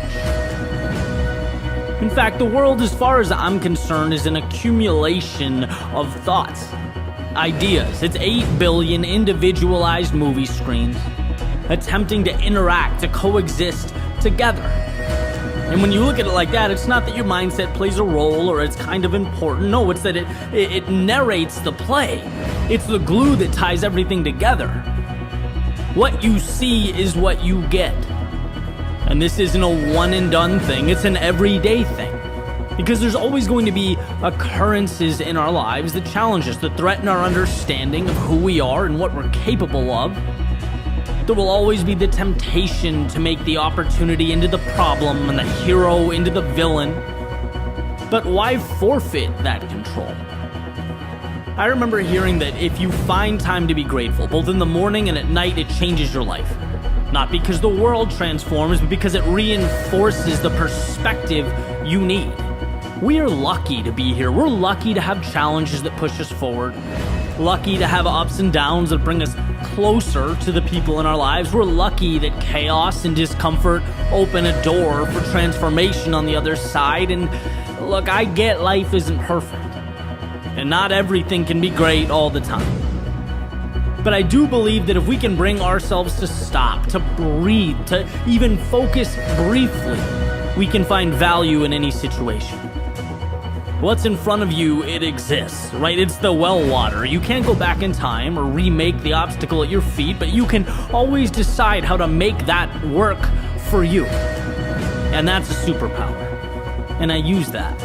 I use it when my short-term ideas or videos or projects underperform. I use it when people let me down. I use it when in the moment I'm either under or overwhelmed. The question, where is the win?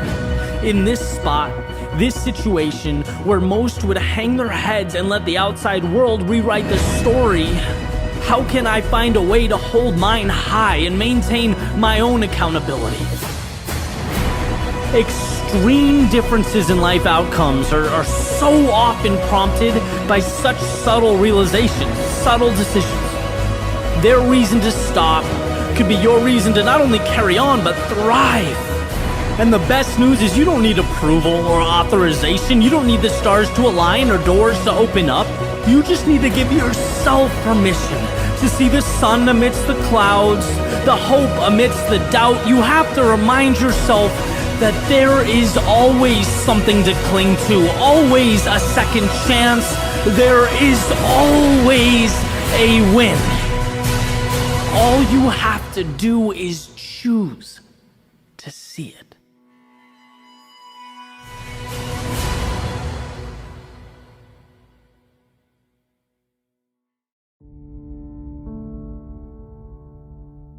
Sometimes success is merely hanging on when others would let go.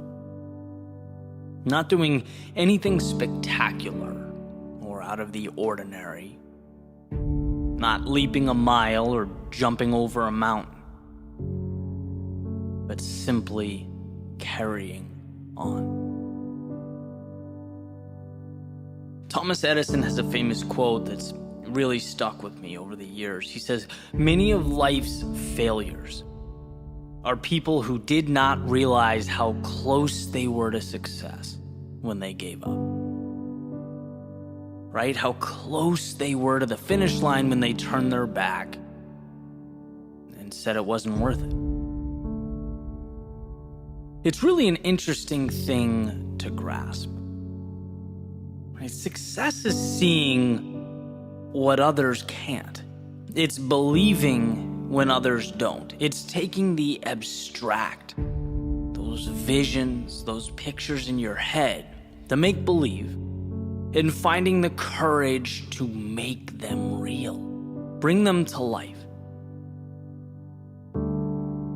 It's this constantly evolving process, and it grows a little bit every single day. Sometimes we feel that progress, we feel the momentum, we do something big and it's exciting. And sometimes the progress feels small. And then there are times when we get knocked down and we don't see it at all. We feel like because we weren't validated that we lost, that we failed, that it wasn't enough. We forget that's part of the process, that progress is a journey. And it goes when you go, and it stops when you stop. Just like that famous Dalai Lama quote, right? The only way to fail is to quit. Period. No one ever stops because they can't. They stop because they decide to. They stop because they see that huge mountain and they think that's impossible. They forget it's only made of little rocks. They stop because they get so disheartened by the distance of the finish line that they forget it only takes a collection of little steps to get there. You don't have to leap the entire distance. You know, I've been there, right? This is me speaking from experience. It took me years to figure it out. And even now, life is rapidly evolving. I've poured my heart into things that, let's be honest, no one cared about. I've invested in opportunities that fell apart right in front of me, and each time it felt like the end of the world. You know, I've been lost, I've been unsure. Gotten up after things didn't go as planned, and it felt like a loser. I had to look myself in the mirror and pick myself back up off the floor. But there's one thing that I kept doing that I never thought twice about. And that's continuing on. Whether life lifted me up or it beat me down, my plan for tomorrow was always the same. Get up and try again. Keep going.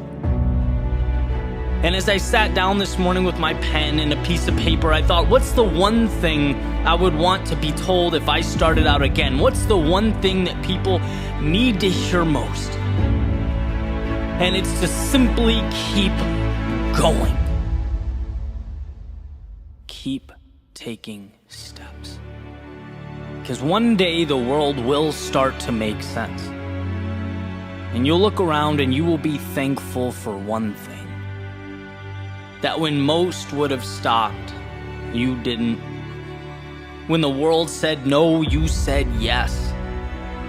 There is nothing so powerful as a soul that refuses to back down. See, persistence is not an important thing or an essential thing. It's everything. So live as to see, not what can be lost, but what will be gained. Find that light in darkness, even if it's a flicker, even if it's a spark. See, every loss makes you a little tougher, and every instant of sadness uncovers something beautiful. Every moment of fear teaches you to be a little braver. Every broken heart opens the door to a new connection. Instead of doubting yourself, feeling inadequate in life's darkest moments, know that you need what you are going through. You are uncovering the little victories hidden in plain view. So when the world feels like too much and your patience is thin, be stronger than that voice in your head begging you to think small. Stand on every experience, the good and the bad. Let it elevate you to a beautiful tomorrow.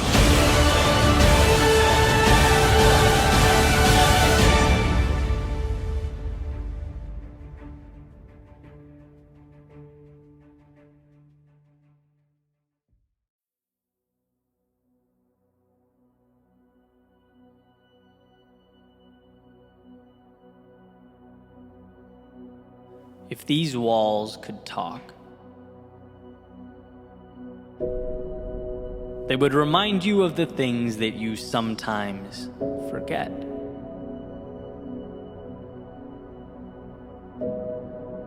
Yeah, those elusive things you tend to walk right by.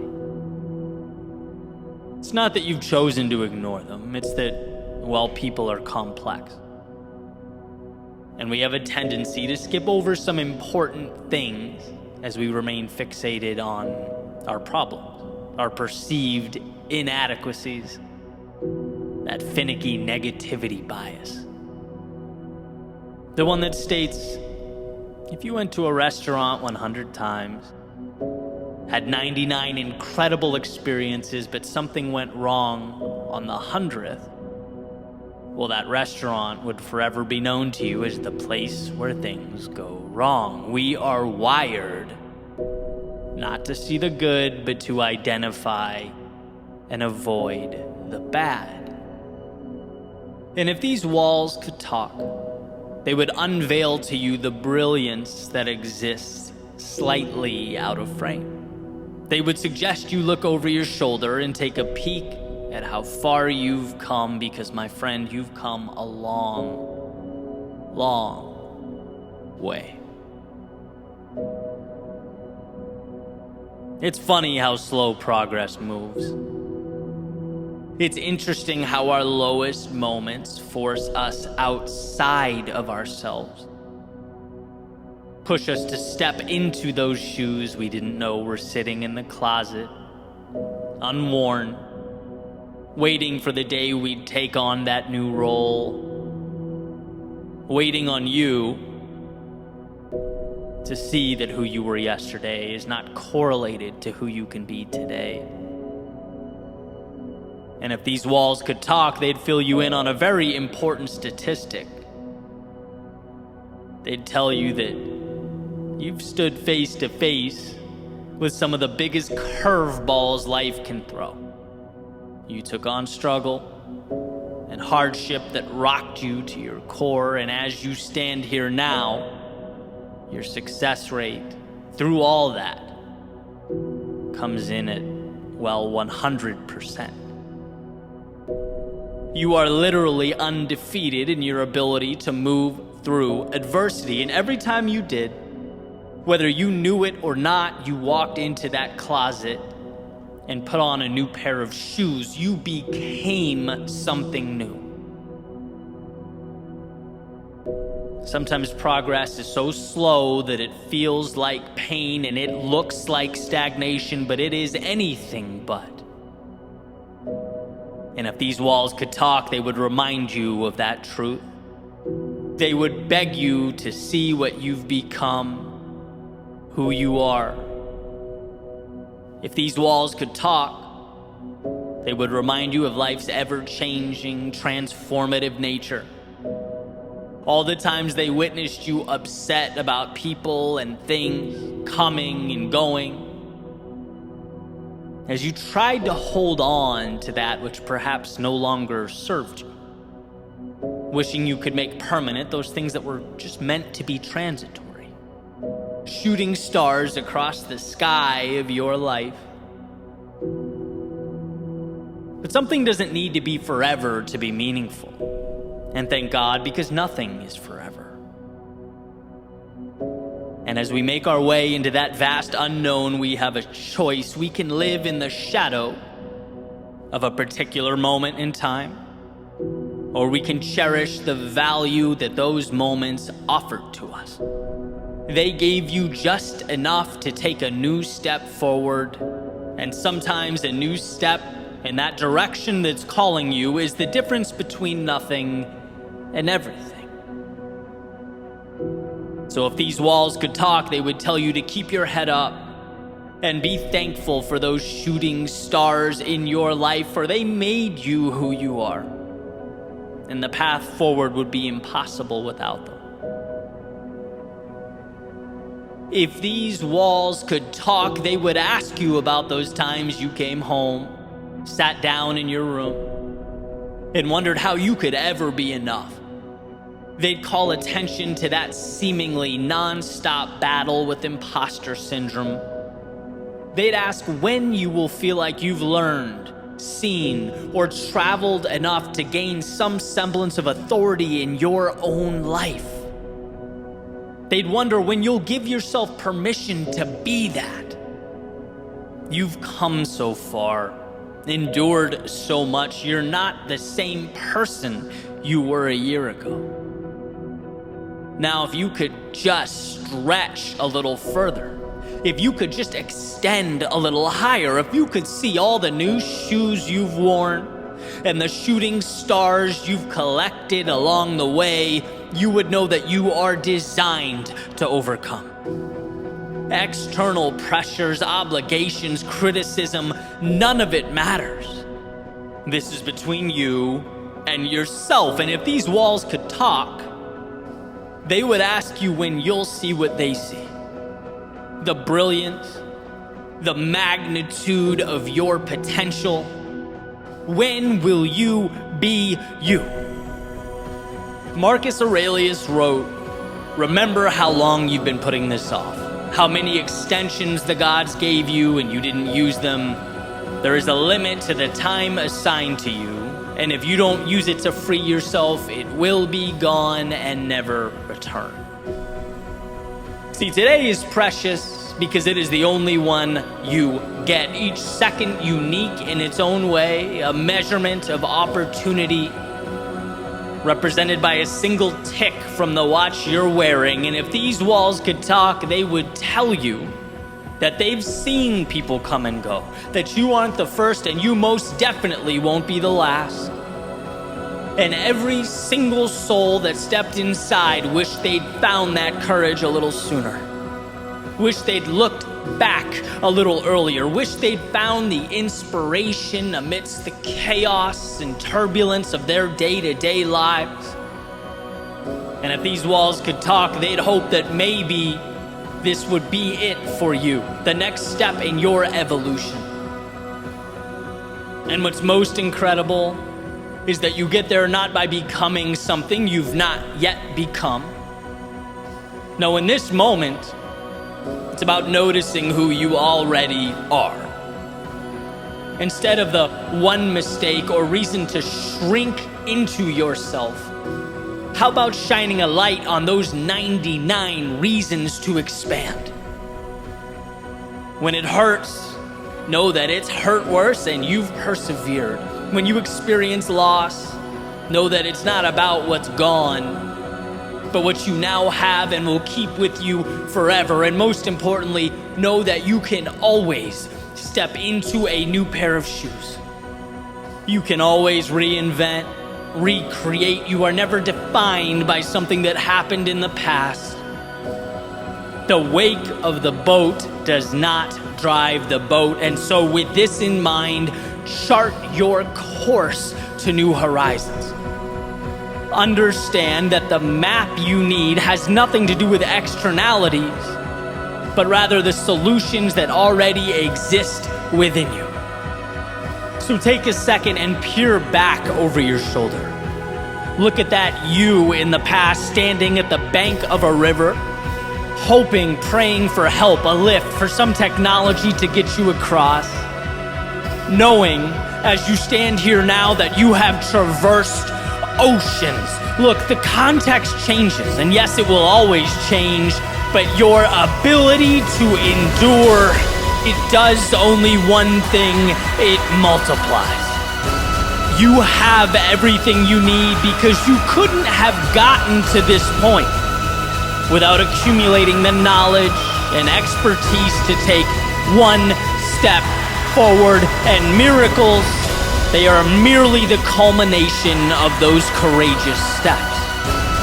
And yes, when we are stuck, when we're at that coastline looking out at foreign horizons, I get that the answers seem big, sometimes even bigger than we are. I get that the mind wanders right to the potential disasters, to the what ifs and the worst case. But if these walls could talk, they would let you know that you've come this far, endured and accomplished all this, not because you've left mountains or jumped oceans, but because when you were at your worst, you found it within yourself to carry on the exponential compounding of what has made you great and what will continue to make you great. Look, if these walls could talk, they'd show you how the difficulties of years past have become stepping stones. So commonplace, so easily solvable that they no longer even warrant your attention. That by moving forward, you have faced your obstacles, taken the value from them, and made them obsolete. If these walls could talk, they'd remind you that you are not only ready, but made for everything that awaits.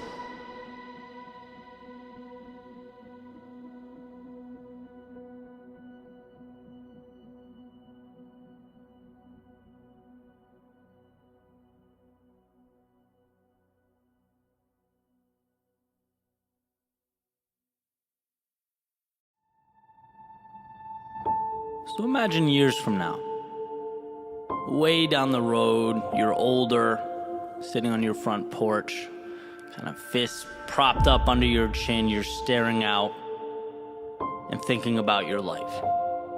You're thinking about the decisions you made, the things you did and didn't do. What would you be thinking? What would you change? Would there be regrets? Now, there's a lot of research around this topic, and in one of the most important books written on it by Bronnie Ware talks about the regrets of the dying.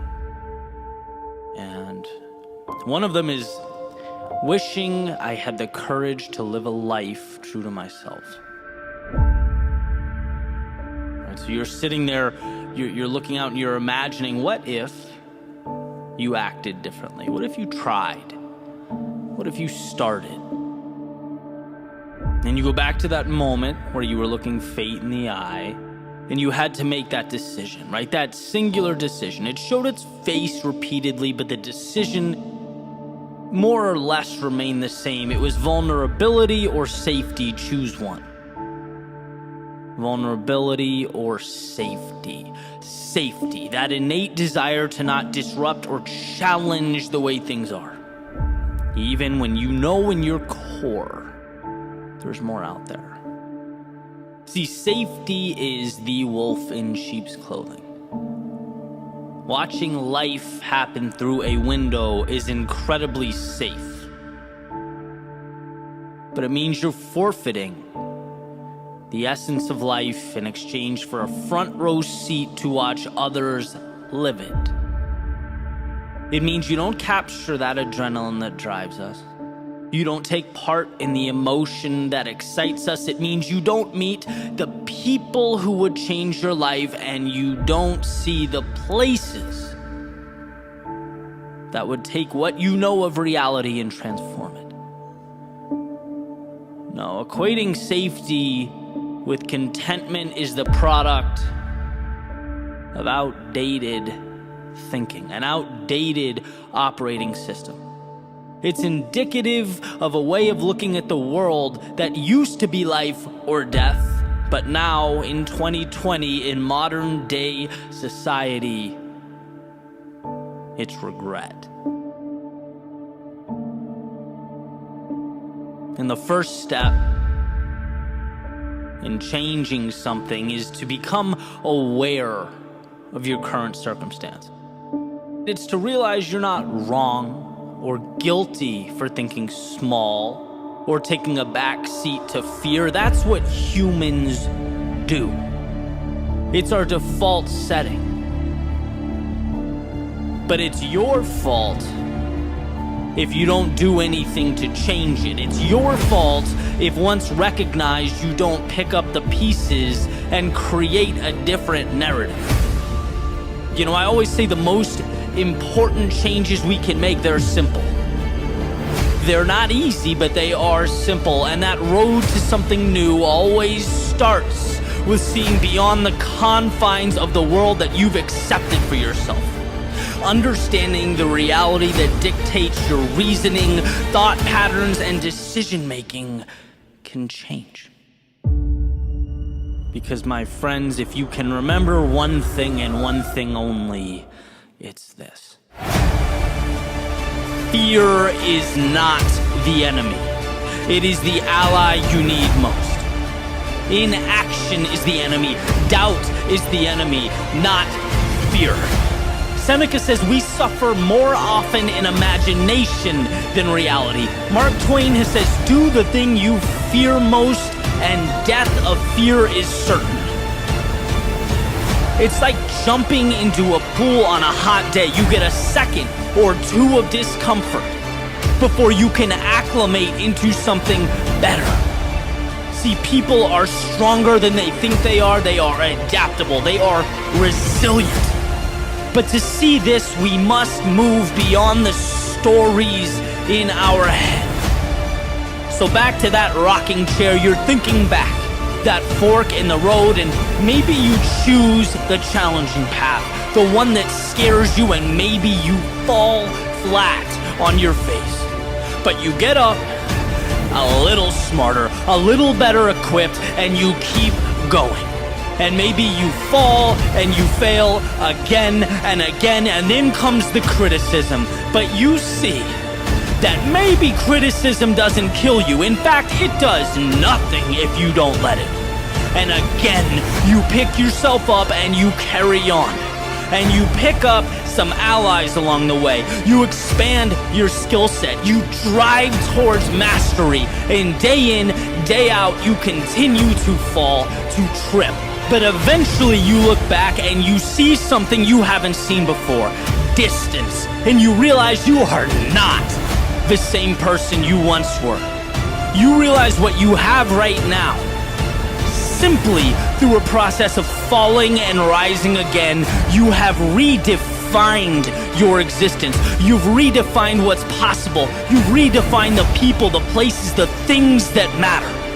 And it dawns on you that falling, that fear, that the unknown wasn't the problem, that's not scary, it's just part of being better. It's the cost of greatness.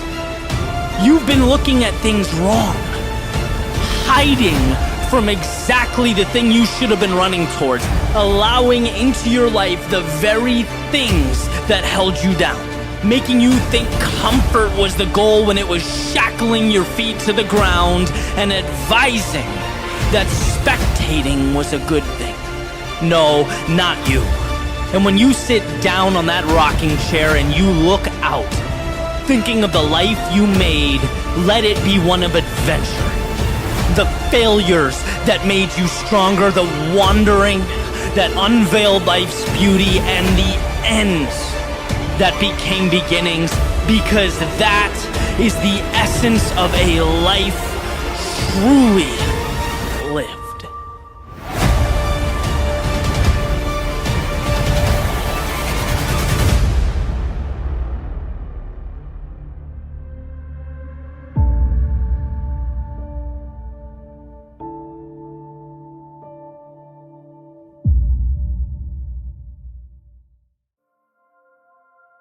The miracle isn't that I finished. The miracle is that I had the courage to start. John Bingham. We all share a commonality. The runner on the starting blocks, the one at work, the one studying, the one trying to create the best life possible for their family. See, we are all at a beginning, looking up at an idea. Nothing given, nothing to adjust or react to, no, just an idea. And ideas, when we are at the bottom looking up, they're deceptive in nature. Their size, their weight, their breadth. They like to present themselves as much more than they actually are. And so, to turn ideas into things, one needs see themselves. Not as some descendant of Mount Olympus, tasked with lifting that 2,000-ton boulder before them, but as one armed with an understanding, the awareness that the 2,000-ton boulder before them can be broken down, piece by piece, that it is nothing more than a facade, and while it may stop most in their tracks, you are simply not most. Not because the world treats you differently, but because you see the world differently. By knowing you are bigger than the sum of its parts, you have defanged this wolf. You have put yourself in position to do that which makes the world tremble, that which causes even the most confident to doubt. You have put yourself in position to begin. See, there is a time to look at the top of the mountain, breaking through the clouds, powerful and majestic. And then there is a time to look at your feet. And right now is the latter. You're not concerned with the big things. No, not right now. Your job is to move forward into this haze, to not see but adapt, to not know but trust. Things will materialize, and you know that. But at the same time, you can't control the future. Your battle is right now, and it's with the space immediately in front of you. It's with the thoughts attempting to deceive you.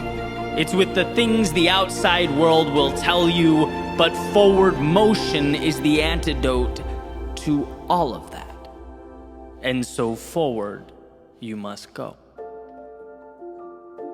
The beginning is always the hardest because our thoughts are a mightier foe than life's obstacles. Thoughts take on lives of their own. They become monsters, demons, dead ends. Obstacles, on the other hand, just ask that we adjust. There is no obstacle that can't be addressed by stepping into it. And so while the temptation is to sit, thinking, speculating about how challenging the road ahead, this is where you think less and move more. Harness the world as it comes, because the truth is nothing is as big as it appears to be. Life is incredibly solvable. Every problem has a solution. Every bad chapter ends. Every setback is a chance to be more than you've ever been. But how would you know that? If you bowed down to the mountains in your head, how would you know that if you never began? So let today be the dotted line you sign with your future self. A promise to be aware that the mountaintop peers over you, but to not be distracted by its shadow. To take the climb one rock, one step, 1 second at a time. Let it be an acknowledgement that nothing life throws at you can't be broken down and conquered so long as you don't get in your own way. Gone are the days of being held captive behind steel bars of self-doubt and fear. That road ahead is not the problem. It never was. Refusing to give yourself permission to travel down it was the problem. So without constraints, meet life head on. Let the trials and tribulations emerge, because they will, but know that you will rise to meet them. Let the unknown highlight all that you don't know, you can't see. Fine. The one thing you are sure of is that you will, one by one, transform the unseen into strength.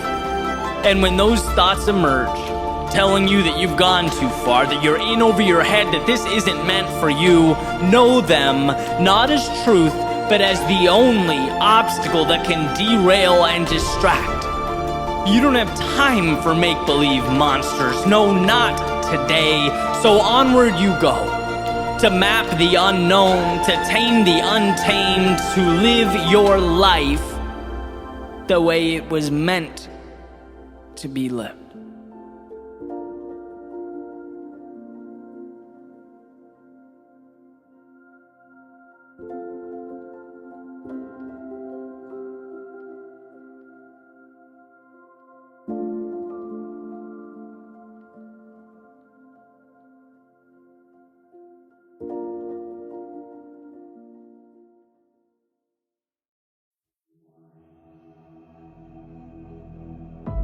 What's the difference between simple and easy? Well, simple is straightforward, uncomplicated. Easy, on the other hand, means achieved without great effort. The difference between those two words is subtle, but essential to understand. One deals with the complexity of an outcome. The other, your will and determination to achieve that outcome. Becoming who you most want to be is simple. But becoming who you most want to be is not easy. Just like walking is simple, yet hiking up a mountain is not easy. The procedure didn't change, the context did. So let's talk about context. Let's talk about this cyclical nature of growth, because it's not that most people can't. It's that most people won't. It's not that most people don't get how. It's that they don't have a strong enough why. The path is laid out before you. You just have to be willing to walk down it. Will you? Step 1, realize there's more out there. It's not that what you're doing now isn't amazing. It's just that yesterday's act of courage is now today's status quo. What was the spectacular is now the mundane. What was once the ceiling you had to jump to touch is now the floor you walk on. So at the very least, it prompts you to ask, well, what's next? Simple. Not easy. Step 2, the acquisition of courage. Yesterday's courage was a fight. It took a lot out of you, and it's ultimately what got you here. But it dropped you at the curb, it waved goodbye and went on its merry way, and here you are. You can stay here. A lot of people do. You can reminisce of the glory days, the old path, yesterday's triumphs. Or you can do that perpetually uncomfortable exercise of vulnerability. Stepping into tomorrow's unknown, reminding yourself that life's greatest rewards have a hefty price tag, and that price is discomfort. But I've already played this game, one might think. No, what you did was learn the rules. Now it's time to apply them to a new setting, and around goes the merry-go-round. It might seem like a replication from the horizontal, but here's the secret. You can't see the vertical. You have yet to look down and see your ascent, see what you're becoming. Just by staying on, holding tight, just by believing in yourself enough to begin again, you are fanning those tiny flames of courage in your soul that wait to be spread like a wildfire. Simple, but not easy. Step 3, mistakes. Now, of course, it's not the mistakes themselves you fear. It's what you think those mistakes will mean. Ridicule, embarrassment, lack of direction or identity, losing what you have, but here's the catch. When you realize the upside is greater than the downside, you liberate yourself. When you realize there's more to gain than to lose, your potential for greatness is born. How does one act on this? Mistakes. By making mistakes. By injecting yourself into the turbulence of progress. Our biology has not yet learned that the uncomfortable thing is the right thing, and that's why you get resistance. That's why it hurts. And it's why few people will accomplish what you will. When it comes to your climb, every day is opposite day. When they run out, you're running in. When they play safe, you play for the victory. To become who you might be, you must learn how to get there. Mistakes are your curriculum. Simple, but not easy. Step 4, trust yourself. Okay, sure, no problem, easy. Well, yeah, it's easy when you're getting what you want. But evolution takes time, and there's nothing quite like giving and giving and giving and not getting. There's nothing quite like stepping up to the plate again and again and again and bringing no runners home. So how does one find the strength to continue walking up to the batter's box? Well, growth is exponential, and those swings and misses matter. The infield singles matter. Everything matters. Because it's all chiseling your future self out of stone. Nothing is dependent on the next at-bat as much as all at-bats in the aggregate. That's why success is so often considered to be sheer will, dependent not on the home run, but on the discipline, the self-belief to keep walking up to the plate. Repetition and adjustment. Repetition and adjustment. Repeat and refine, repeat, refine. Those are the materials from which all things are made. Simple, but not easy. And then we have the finale, the ending, step 5. Celebrate and adjust. At some point, you'll be able to look over your shoulder and notice something that perhaps you hadn't before. Space. Space between where you are and where you started. It's not sudden, but gradual. And undoubtedly, with enough persistence, it will emerge. These moments, they are precious. They are times to acknowledge what you've accomplished, the sacrifices you have made. They are life's way of reminding you what you are building and who you are becoming. It's a time of celebration. Every little win means something. Every small victory matters, so relish in it. And then transform it. Normalize it. Recognize that that mountaintop is your foundation now. Your starting point has changed, and so have you, which means so have your expectations. With an increase in ability comes an upgrade to what's possible, what's expected, and look at that. We have arrived at a new step one. Realize there is more. This is the process for capturing that which life has to offer. If you can fall in love with that, appreciate it, respect it, while simultaneously understanding it's not scary, it's dependent entirely on your ability to push forward. If you can understand that, there is nothing you can't do.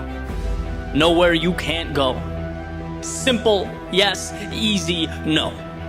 But you're not in this for easy. You're in it for the journey, the growth, the adventure. You're in it because it's not easy.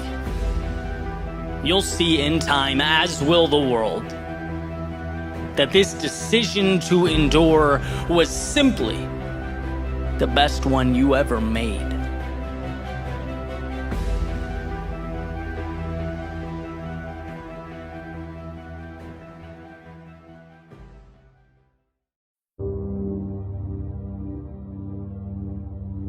There's a saying that what you water is ultimately what grows.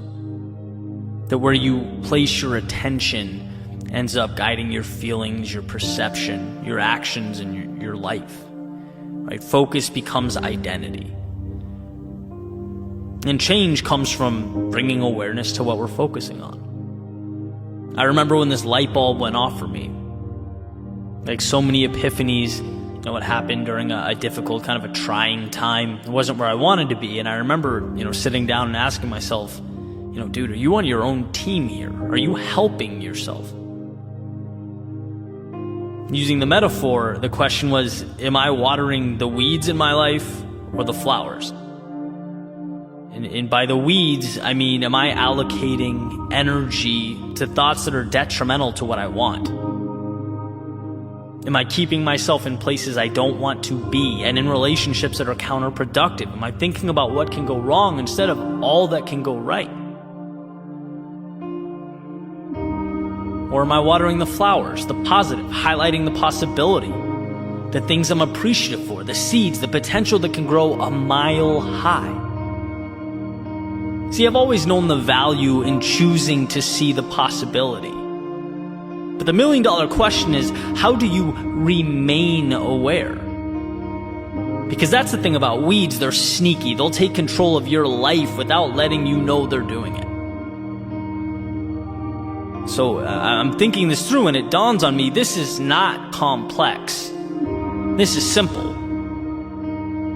It's one, identifying where you want to be, and two, analyzing your actions based on those priorities, right? That's it. And so for every pillar of my life, health, relationships, career, finances, I made 2 dots.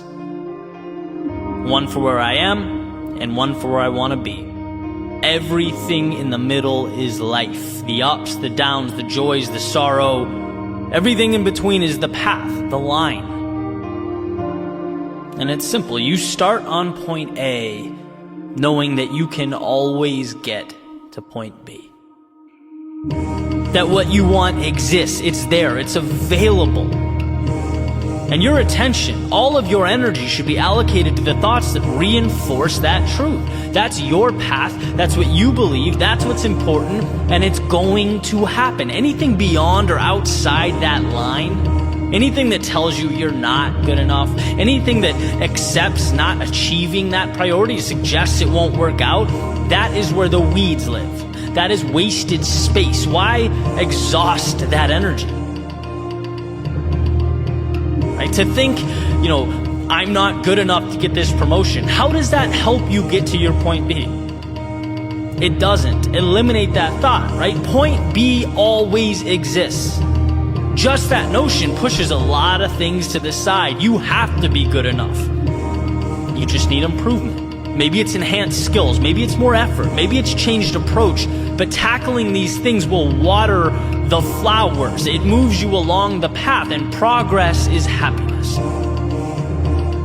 Right? For me, health is a big thing. I run all the time, but I'd like to be more fit. I'd like to eat healthier. There's room for improvement, and I know it's possible because that is my point B. I know that saying I don't have time, or I don't have the right body type or genes, or trying to convince myself that fast food just this once will be okay. No, all of that stuff is watering weeds. It exists outside my path. My time should be spent realizing how incredible the human body is, taking care of it, pushing it, being proud of it, taking accountability for it.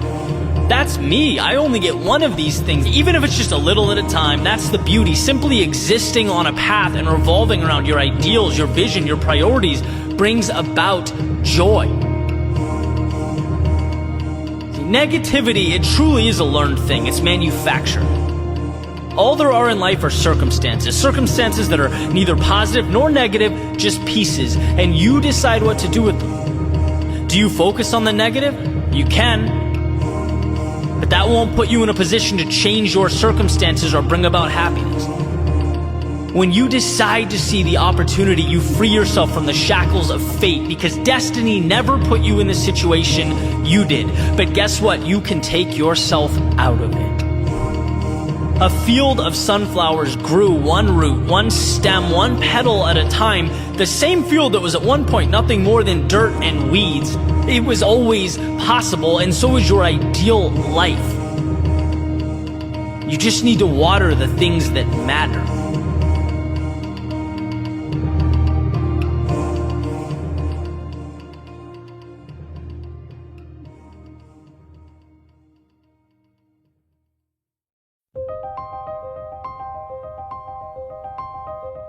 This morning I went down the street to go to this class. It's basically 45 minutes of body circuits in a heated room, which I love. I love mixing that in with the running that I do. And basically the thing kicks off. And somewhere in, maybe the last third of the class, we were doing some weighted squats. And right at that point where, you're in the thick of things, your legs start to burn, heart rate's elevated, and you can start to really feel the temperature of the room. The instructor said something that I thought was absolutely incredible. She goes, and I'm paraphrasing, the discomfort that you feel right now is a privilege. It's a privilege to suffer through this. It's a privilege to be here working on yourself when most people are at home.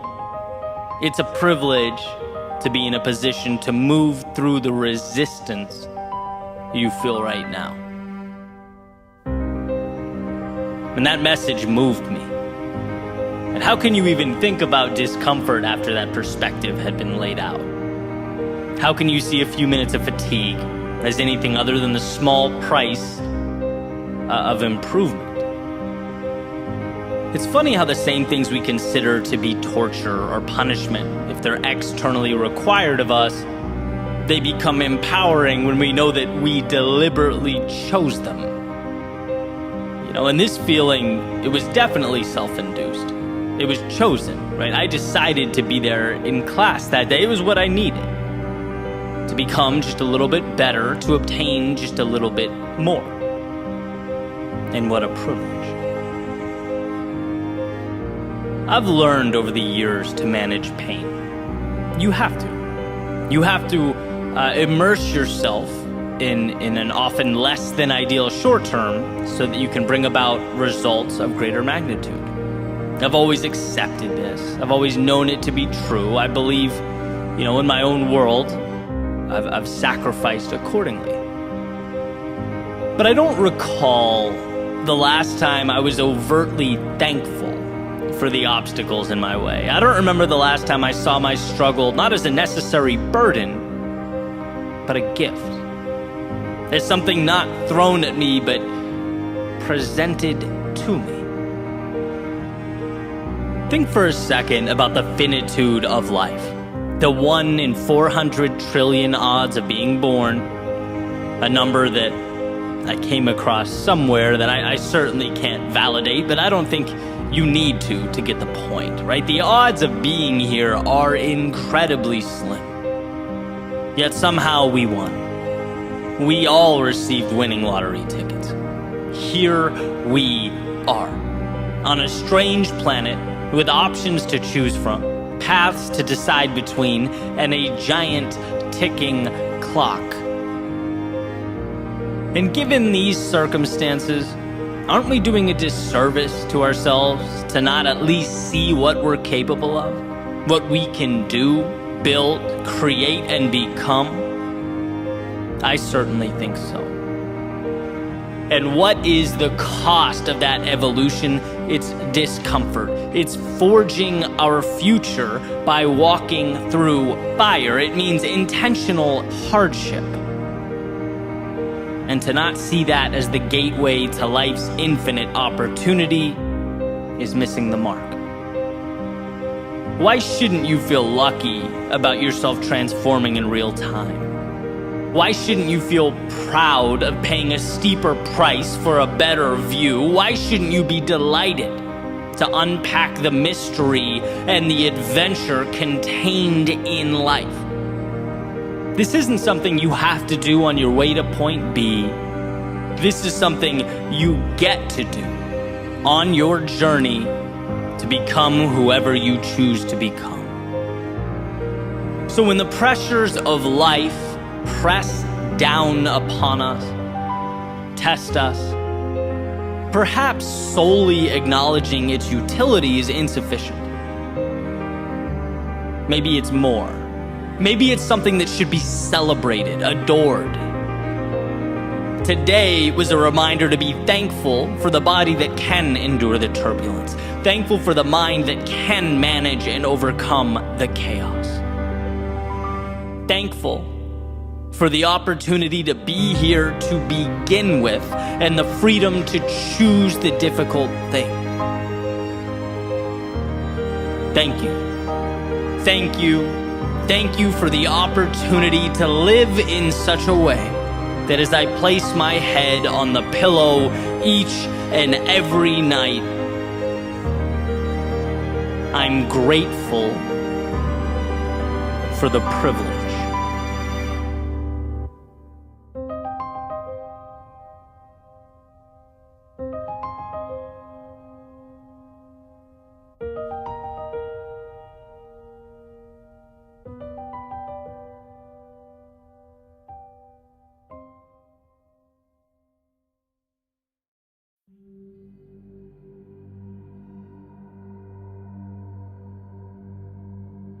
Part of my morning routine every day is to listen to the commencement speech Admiral McRaven gave at the University of Texas, where he's talking about 10 lessons that he learned during his time as a Navy SEAL going through BUDS training. And he positions them in a way that will really help anybody through life if they implement these concepts. It's an incredible speech, and my favorite lesson of the 10 is around what he calls the sugar cookie. And I want to delve into it a little deeper because it's such a perfect metaphor. It's so relatable. And so for a quick overview, basically during BUDS, all the attendees were called to line up for uniform inspection. Right? And the instructors would, walk by and check out their uniforms. They had to be perfect, right? As McRaven says, uniform pressed, belt buckle shiny, no smudges on the shoes. But the point of the exercise that a lot of people really didn't understand is that the uniforms were never going to be good enough. The inspectors or instructors would always find something wrong. And the punishment was to go run down into the water with your clothes on, get soaking wet, then roll around in the sand, and it sticks to you all day. That's why they call it the sugar cookie. And what he says is, you were never going to succeed. The perfect uniform was impossible. The instructors wouldn't allow it. But the interesting thing is that some people simply couldn't handle that idea. They didn't understand that no matter how well you prepare or perform, sometimes you're going to end up a sugar cookie. That is life. It's such a powerful concept. It's a life lesson that must be understood before someone can effectively make their way in the world. The idea that life simply isn't fair. And those who refuse to accept that are pulled into this void of projecting out and looking to assign blame as opposed to continuing a march forward and reshaping the odds, right? A tough lesson to learn. It's tough to work and work and work and not get that immediate validation you hope for. It's tough that life drops obstacles before us that we weren't prepared for and don't feel equipped to take on. It's tough when people around you get rewarded or promoted or acknowledged for doing the same or less than you. And if you let it, it will eat you up. It will taint your view of the world. It can close the door to your own self-improvement and open it up for comparing, contrasting, projecting, blaming, toxicity. You know, it really hit home for me when McRaven says, look, some people just couldn't understand that no matter what they did, they were going to be a sugar cookie. They couldn't rise above the apparent unfairness. They didn't realize that they were being prepared for the reality of life, not the gentle, predictable, fair world we often feel is owed to us. So the ones who made it out of the class, well, they took their hits, they dealt with their discomfort, they learned to expect more out of themselves. Right? There simply was no room for the victim mentality there. Those who wouldn't help themselves, they got weeded out, left behind. It really is the perfect metaphor for life. And as far as I'm concerned, the only way to ensure defeat is to divert responsibility to the outside world. Right? The only way to remain powerless is to feel bad for yourself, to feel angry that life isn't what it is in the movies. Again, hard to hear. In a perfect world, hard work's always rewarded. The correct actions always have positive consequences, but that's not always reflective of reality. As the saying goes, it's not your fault where you start, or when things you can't control present themselves and make your life challenging. You didn't choose that hand, not your fault. But guess what? Where you go from here is your responsibility. It is your responsibility to move beyond the cosmic injustice you can do nothing about and create a better situation, a better outcome, a better world. How many times in life do we find ourselves looking in the mirror, saying, hey, I did everything I was supposed to do. Why am I being punished? Why is this happening to me? Why did I take that L? On paper, every box was checked. Right? I've asked the question. We've all asked the question. And every time we do, we're placed at a crossroads of sorts. Do we go one way, let it derail us, distort our worldview? Do we let it alter how we perceive ourselves? Or do we go the other way? Do we acknowledge that life is a marriage of highs and lows? And to make something of it, we shouldn't feel slighted by the challenges, but accept them. Let them make us better. I've learned this again and again. I learned this after I spent 4 months on a project in 2014 that essentially bombed, right? And it was the first time in my life that I felt that. It's like, how? I put everything into this. How could I get nothing back? Well, turns out I got the world back. I just didn't see it at the time. I learned one of the most powerful lessons to learn. The universe is indifferent to your agenda. All it does is present an obstacle course in front of you and allows you to navigate as you see fit. Will you focus on the negative? Will you have resentment towards life's injustices? Because a lot of people do. A lot of people can't get past it, so they hide from the struggle that would ultimately become their strength. And see, I'd much rather work to be the type of person who finds the positive, who carries on, who doesn't take hardship personal because it's not a personal thing. In fact, let's remove the emotion from it altogether. Let's focus on getting through. As a good friend of mine says, if you're on a hiking trail and you get bitten by a snake, are you going to chase the snake into the woods so you can kill it and get your vengeance? Or are you going to go to the hospital and get the medical help you need? Are you going to focus on what's necessary for your betterment, to move on, to grow? Every time you accept responsibility for a situation, every time you point at yourself as the one who can make something good happen, you move forward. You stack the odds in your favor. You position yourself for something bigger and better. And it doesn't mean it will happen overnight or even that you are entitled to an outcome. But those who remain empowered through life's trials and tribulations, they usually find a way. Not because they deserved it, but because they simply did not stop. They did not waste time blaming the universe and instead created something of value. They got over being that metaphorical sugar cookie and started thinking about the big picture. They accepted the defeats and they learned. They made a pact with the face looking back at them in the mirror that sometimes we don't get the ideal hand, but it will always be up to you how to play it. There is always a win, always a positive, and to remember that is to create a world of your making.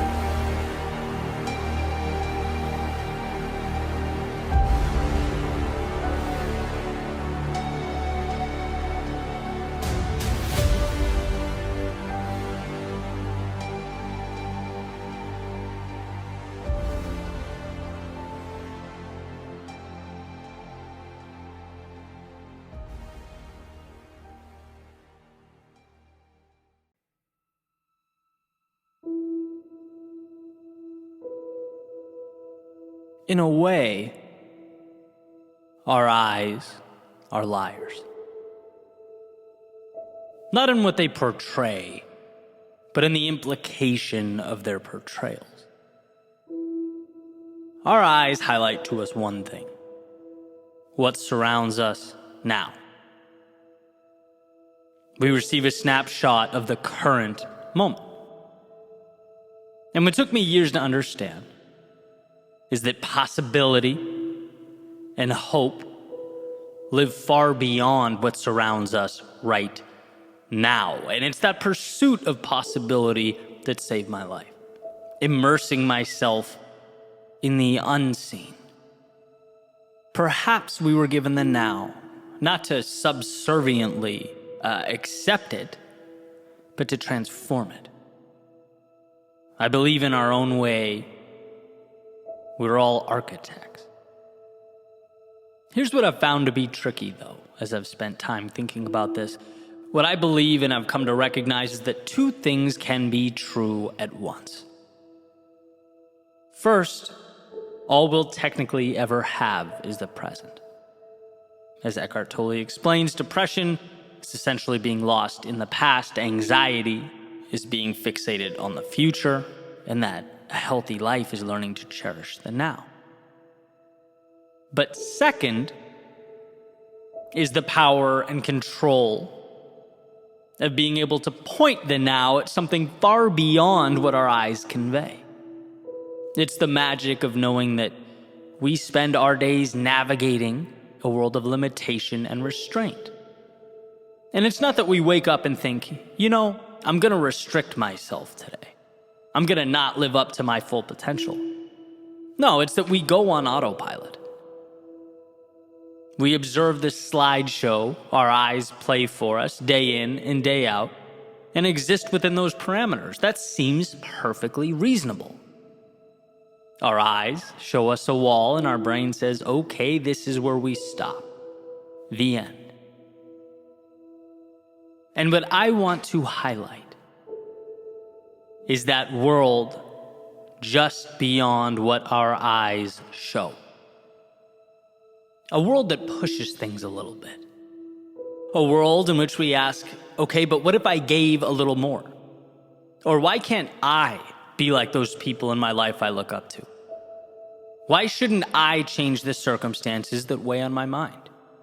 Why have I accepted these things that make me unhappy day in and day out? Just because it's the image your eyes show you right now doesn't mean it's where you stop. But we have to learn to look for more. When I was pretty young, like right about the time home PCs were gaining prominence, My parents got this gateway computer that came with a Star Wars game demo. And you have this character, you wander around the spaceship, and I played it, and I played it, and I played it, and after a while, I explored all there was to explore. Right? Or so I thought. I assumed I'd maxed the thing out because it was a demo. It wasn't the full game. So my assumption was that it wouldn't let me do too much until I went out and bought the real version. Then one day, my friend from up the street came over, and I'm showing him the game, and somewhere he notices a little button that opens up this door, and come to find out, there was actually a lot of real estate left to explore, a lot of game available. It led to a tunnel that led somewhere else, that led somewhere else. And sure, I felt like a clown for not realizing that I was needlessly wandering in circles, but at the same time was excited about this new world. There's something about that concept, the secret door, the bookcase that can be moved to unveil a passageway to something greater, to the value locked away and invisible to the untrained eye. One of the most important things for us to understand is how many of these doors exist in our lives. That if we choose to recognize and identify something more, something that excites us and invigorates us, we can usually draw a line to it. We can start little by little heading that way. Because within the current moment slideshow we see all around us exist the little passageways, the side streets, the tunnels connecting to something more. That of course those gates won't open up if you've not constructed a destination in your mind worth traveling to. Again, not because you're insufficient or inadequate or wrong, but because our default is to live life on demo mode. We have to manufacture more.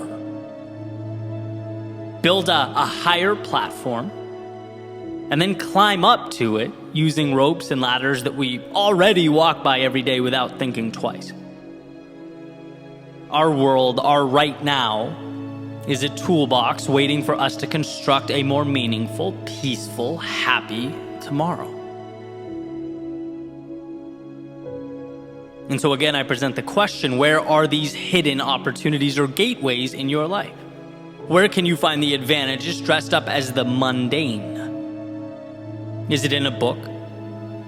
Is it a conversation? Is it applying to that thing you've been hesitant to pursue because you're scared of what might await? Is it understanding the power of 10 minutes a day? And how starting small opens doors that we can't even comprehend? Is it a little boldness? Is it looking in the mirror and realizing you're still shackling yourself to who you were yesterday? Is it understanding that someone or something in your life isn't conducive to your well-being? Is it an hour in the morning to think, an hour at night to breathe? Is it changing a self-limiting relationship with time or money or resources? What walls can you knock down so that you might open up a world that's meant for you? A world that's malleable and without limitation. Your eyes, they don't tell the story of how things can be or what they mean.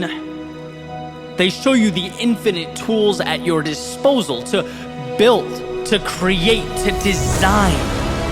To never accept a now that wasn't chosen with intentionality.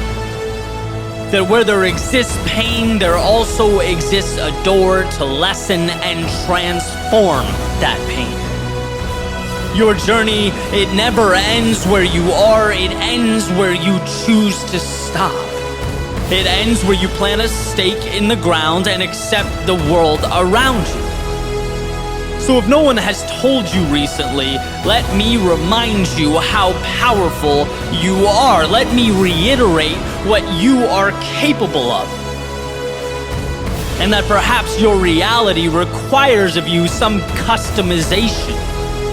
Perhaps the courage to step outside the routine and the obligation. And as the architect you are, build something beautiful, meaningful, something incredible to stand on. to recognize the distinction between what is and what can be the second one understands that they are walking by the very solutions they need.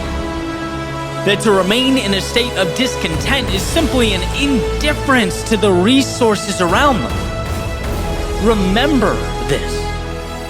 What you see, your eyes don't provide an end state, but a path to the next chapter. A chisel to little by little evolve. As someone recently reminded me, Mark Twain's quote, "Logic will get you from point A to point B, but imagination will take you everywhere." Why? Because so much exists beyond the parameters of everyday life. It's about mapping new paths with new points and new rules, because some exist and some live.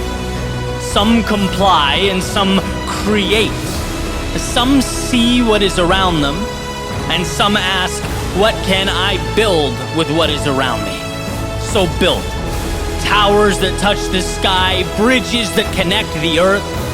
Build like this is a game, and the only way to lose is to stop yourself from experiencing all it has to offer.